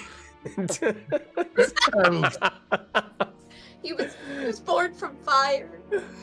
The fire that we share. I'm gonna take you guys back to the room where you guys were whenever you first entered that chamber. Arga and Ambrosius are there present. Ambrosius seems to be stumbling around the room continuously looking for large insects and other things to eat and squander. Did you find treasure? Mm-hmm. There was only this down there. And we didn't open it yet because that's how I almost died. Because the thing started to close on me. I grabbed it and ran. Make a bluffing check for me, Calcica. Because you did, in fact. Well, it was already open. Oh, nice. Very good. Hanging out with Spire. Well, shall we open it? Shall we open it together? Yes, let us see what this fabulous treasure is. Yeah. Open it up. Oh, you open it up? Okay. You open it up, or you start pulling the things out of it? I just leave it open so we can all look in it as if it's the first time we've all seen inside of it. Ooh, she kind of reaches down and she picks up the flail, and the chain like starts to rattle, and the dragon head kind of dangles. Ah. Now that the dragon head's out here and there's more light, are there eyes in the dragon flail that are empty? Like the gems would fit in it? No. Okay. That's my new question for every single game. Where do these freaking sapphires fit? Actually, Back it to Kashi Tetsu. do me a favor. I'm going to backtrack something really quick. Make an awareness roll with a Bane. Okay. Because you were running very, very fast. With a Bane. Let me see if Roll20 likes me, and we'll take my Bane record. Roll20 does not like you. Well, at least it rolled it correctly. 'Cause every time I try to make it roll a Bane or a Boon, it doesn't always work for me. So.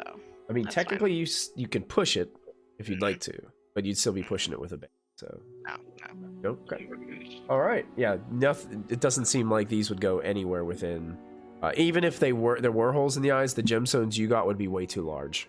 Got it. Okay. Gaia's going to look as she pulls it out, and do you mind if I look at that for a moment?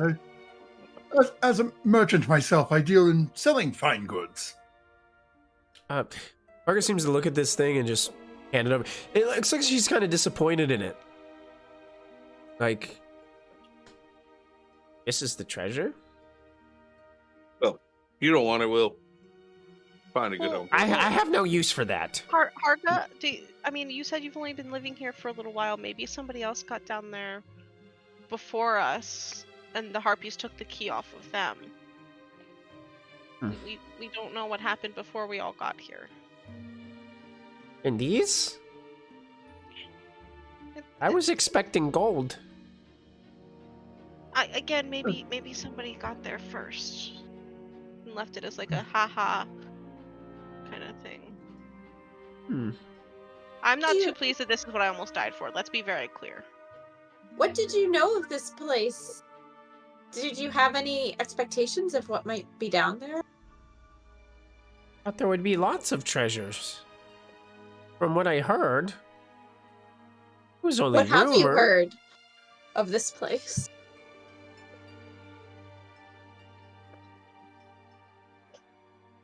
What is that?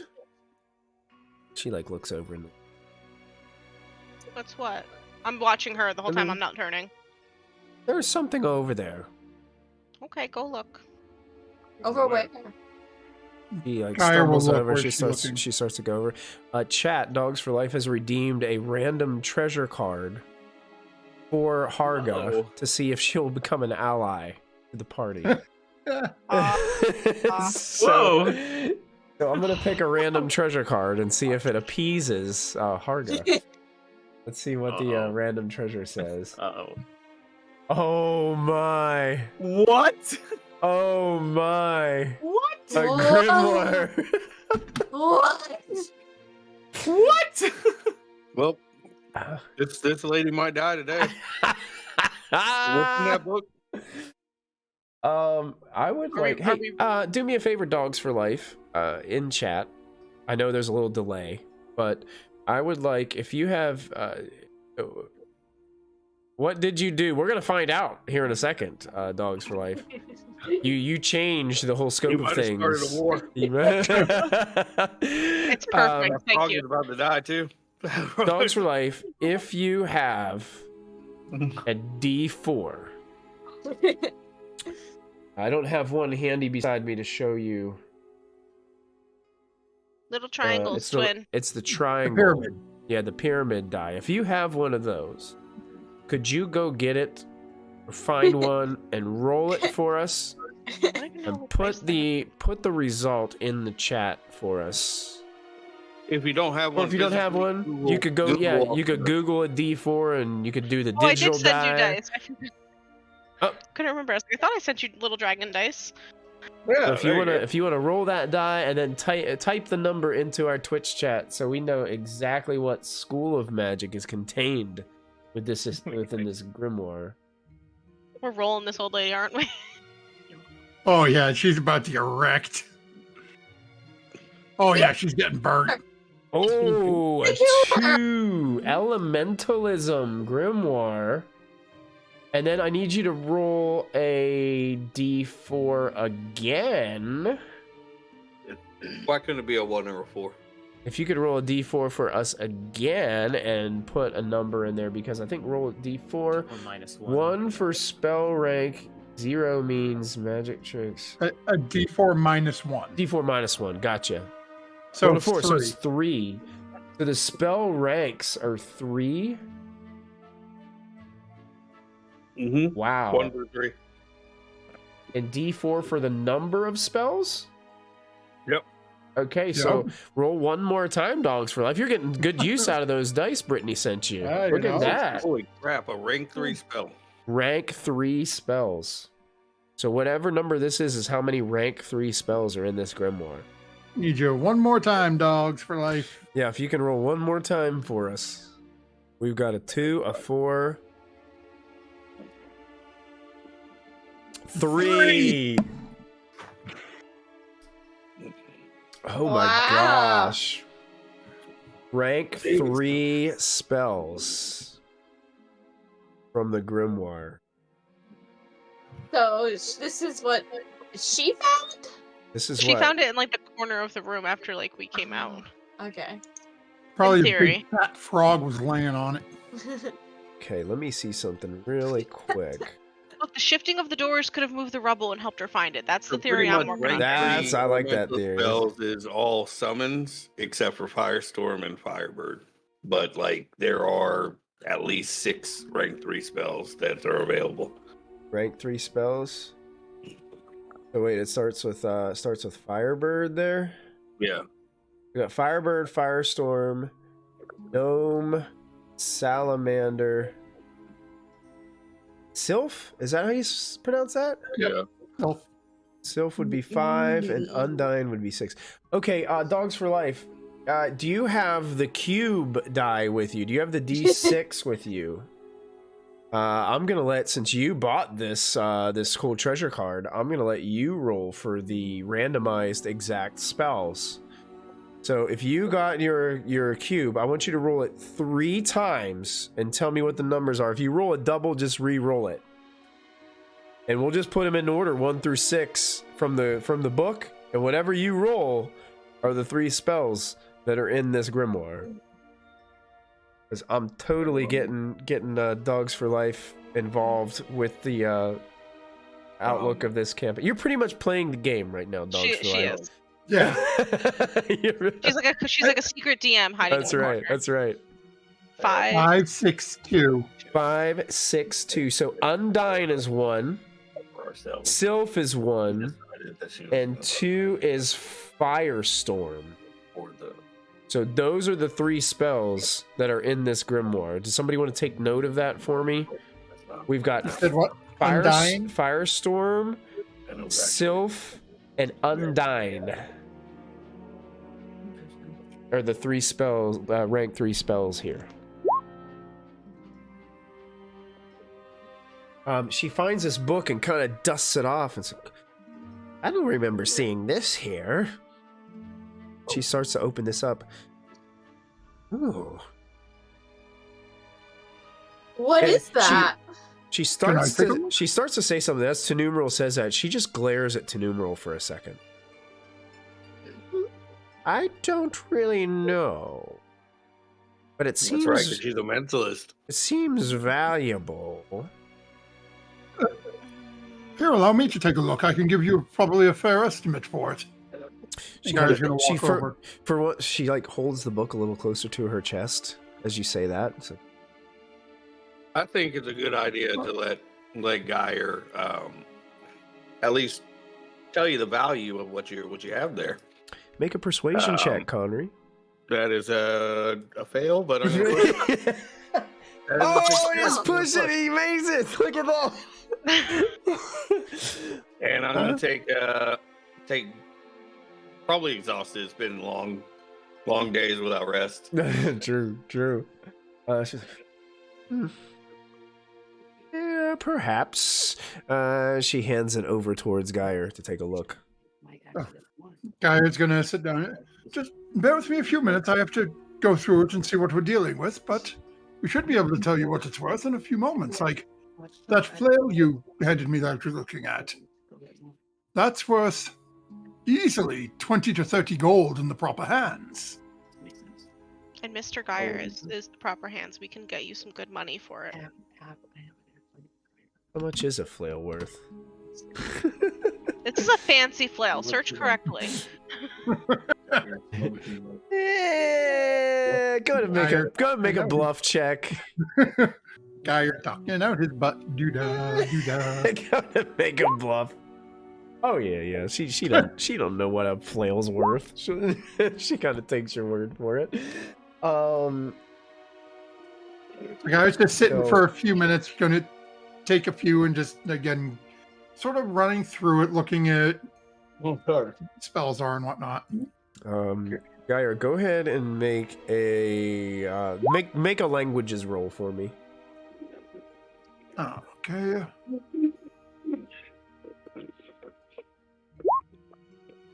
Nope. Oh no. Oh.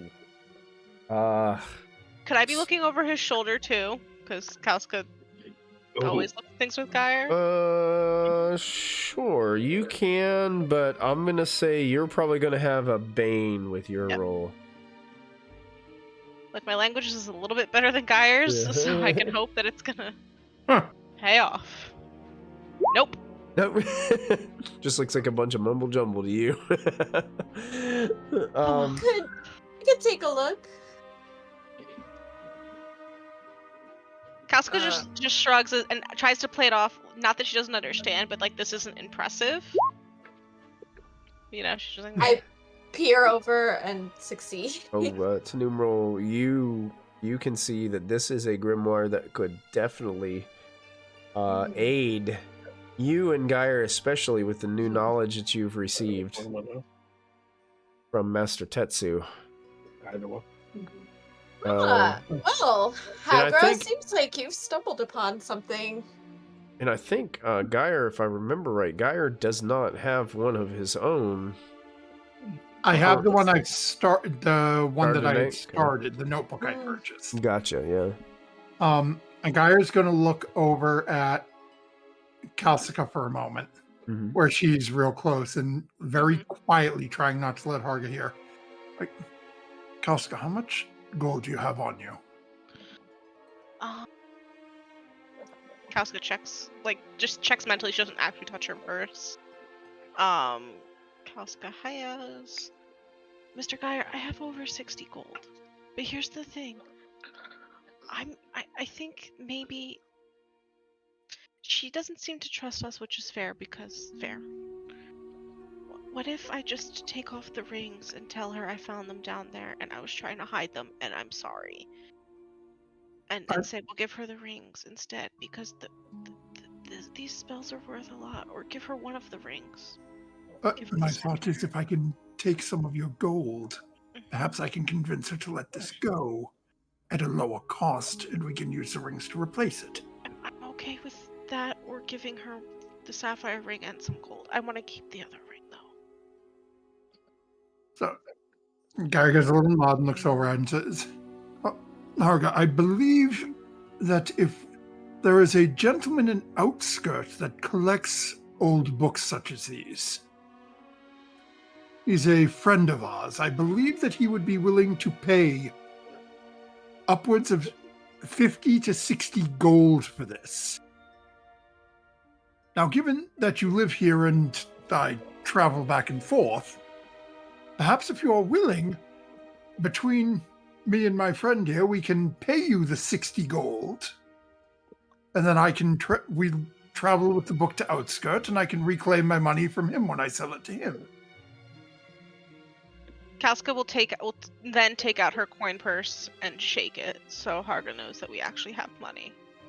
Oh. Who are you implying that collects these books in Outskirt? Dranis.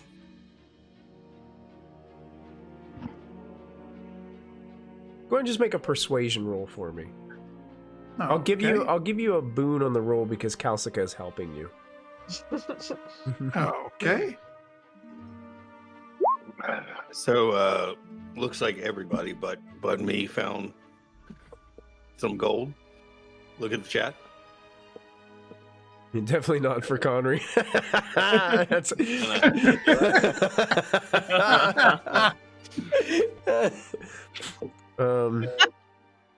I'd say since Connery is the only name listed there, it's only fair to give it to Connery, right? Connery finds that it the in way the this works? rubble. Connery finds it in the rubble, kind of like how we just found this grimoire after the door. Connor, you know what's funny? Harger goes to move back and forth with this book and looking at like what they're doing, and she kind of starts pacing a little bit, and you just catch there's a little hole in her shoulder bag where 5 gold just start rolling across the floor and falling out of her bag. Kalska starts coughing because she probably can't cover it so Connery that can thing grab where it. you step on it and slowly slide back, like. So yeah, you can add 5 gold to your sheet. It was probably some of the gold that they paid for the potions earlier. She looks at you and is, I don't really have a use for it anyway. It sounds fine with me. It is a pretty book. It is, and I know my friend there, he enjoys things like these. We've made other arrangements, and Geyer will go into his bag and pull out 20 gold, and then take 40 from Kalsika. Yep, she hands it over without question. And basically, as Geyer's doing this, he takes out his gold pouch and it dumps, and Geyer is flat broke now. Kalsika just... This is not good for the businessman. Kalsika pulls out her... Expensive hobby. This book is... Kalsika hands, puts the rest of the, counts out the gold so that Harga can see that, we're sticking to the 60, and then just slides her coin pouch and will slide it to Geyer.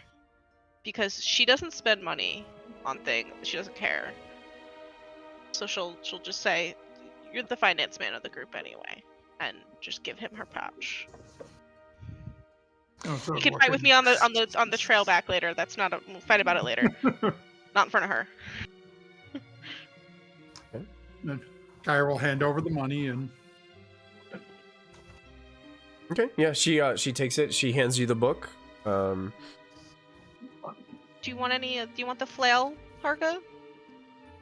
Kalska points at the swingy stabby thing.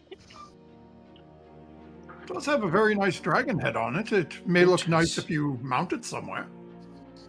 Perhaps I will. I was expecting gold. Well, you've got it just in a different way. Yes, between your health oh, how often are you able to brew those health potions as well? Yeah, we can come back. Now I need to go get more stock of ingredients.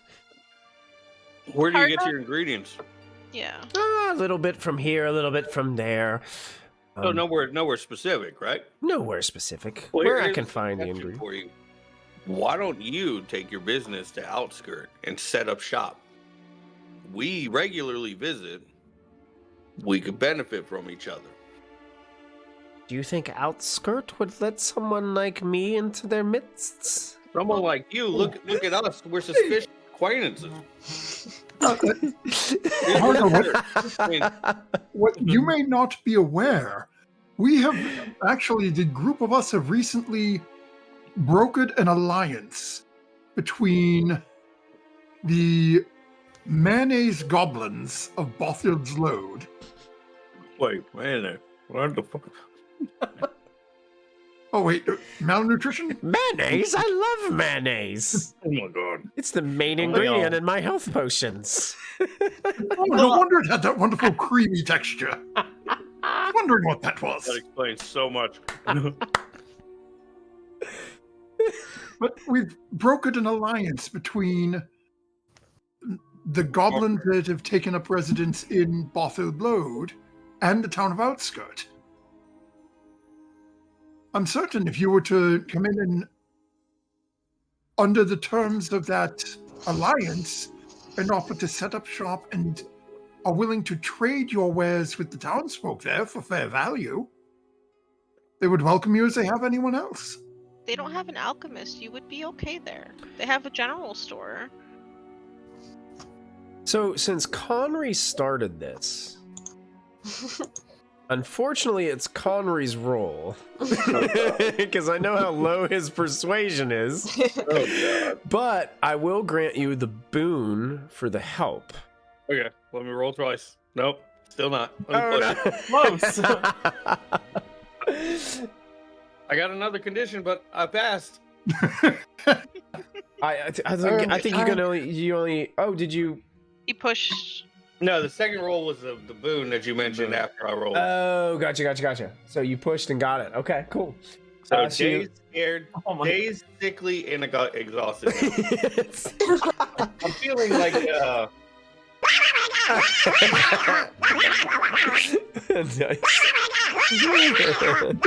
communicating.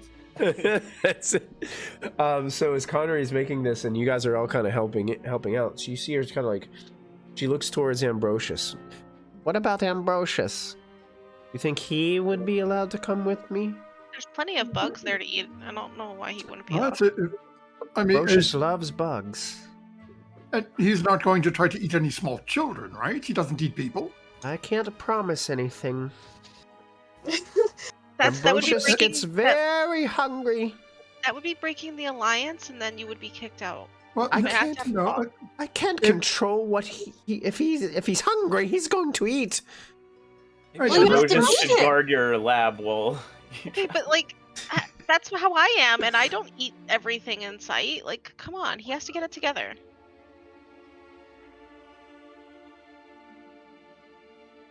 if you'd rather, you could set up a small location just outside of the city. Well, But you have, Or ow. I could have a conversation with him. Because I do have a specifically useless spell that might just finally come in handy. could you speak to him for me? Absolutely. Tomorrow, because I'm out of willpower. why do That's not fair. we? No, why do we not do this then? Unless Belthus wants to punch me, and then I could take a round rest because we'll be in combat. Dangerous lunch. Dyer turns to Connery and just punches him right in the face. But what's going to be funny is when one of you punches him and accidentally like knocks him to 0 hit points. Yeah. Just kills Connery in one punch. Falcon. Hit me Right, out like a light. Yeah, I would love for you to speak to him. If you need to rest, why don't you stay here? Rest I was here. going to say I could use the rest. I'm certain, well, perhaps the others are okay, but I know we have Albert outside. I have my dogs. We can go set up our tent outside, and then Yes, and There's we a will- quick cut scene to Albert. He's just still sitting out there going. two dogs laying down next to him, just looking at him like. To Numeral would Yeah. want to hang bad if everybody is going to set up camp to talk to Hagra. Okay. Did you guys want to So some of you wanted to make camp outside. Is that what you guys wanted to do? Or mine's aren't staying, I want aren't my staying tent. here? Okay. You want your tent? Okay. Well, why Because don't we won't have to roll bushcraft if we rest inside, right? yeah, True, but Geyer doesn't true, yeah. sleep out. Like, Geyer sleeps outside, and Kauska goes where Geyer goes. And I'm not leaving Nope. out there without my. Ain't in I'm here. not leaving my dogs out there. Well, why Especially don't, not with Yeah, that him cart. why don't we do carnivorous this? beast. Why don't we With the group. resolve this at the start of our next session? as you guys are contemplating this, how you're going to stay here so that Connery can speak to Ambrosius when he has enough power and will to do so. This is where we're going to end tonight's episode of Dragonbane, Secret of the Dragon Emperor.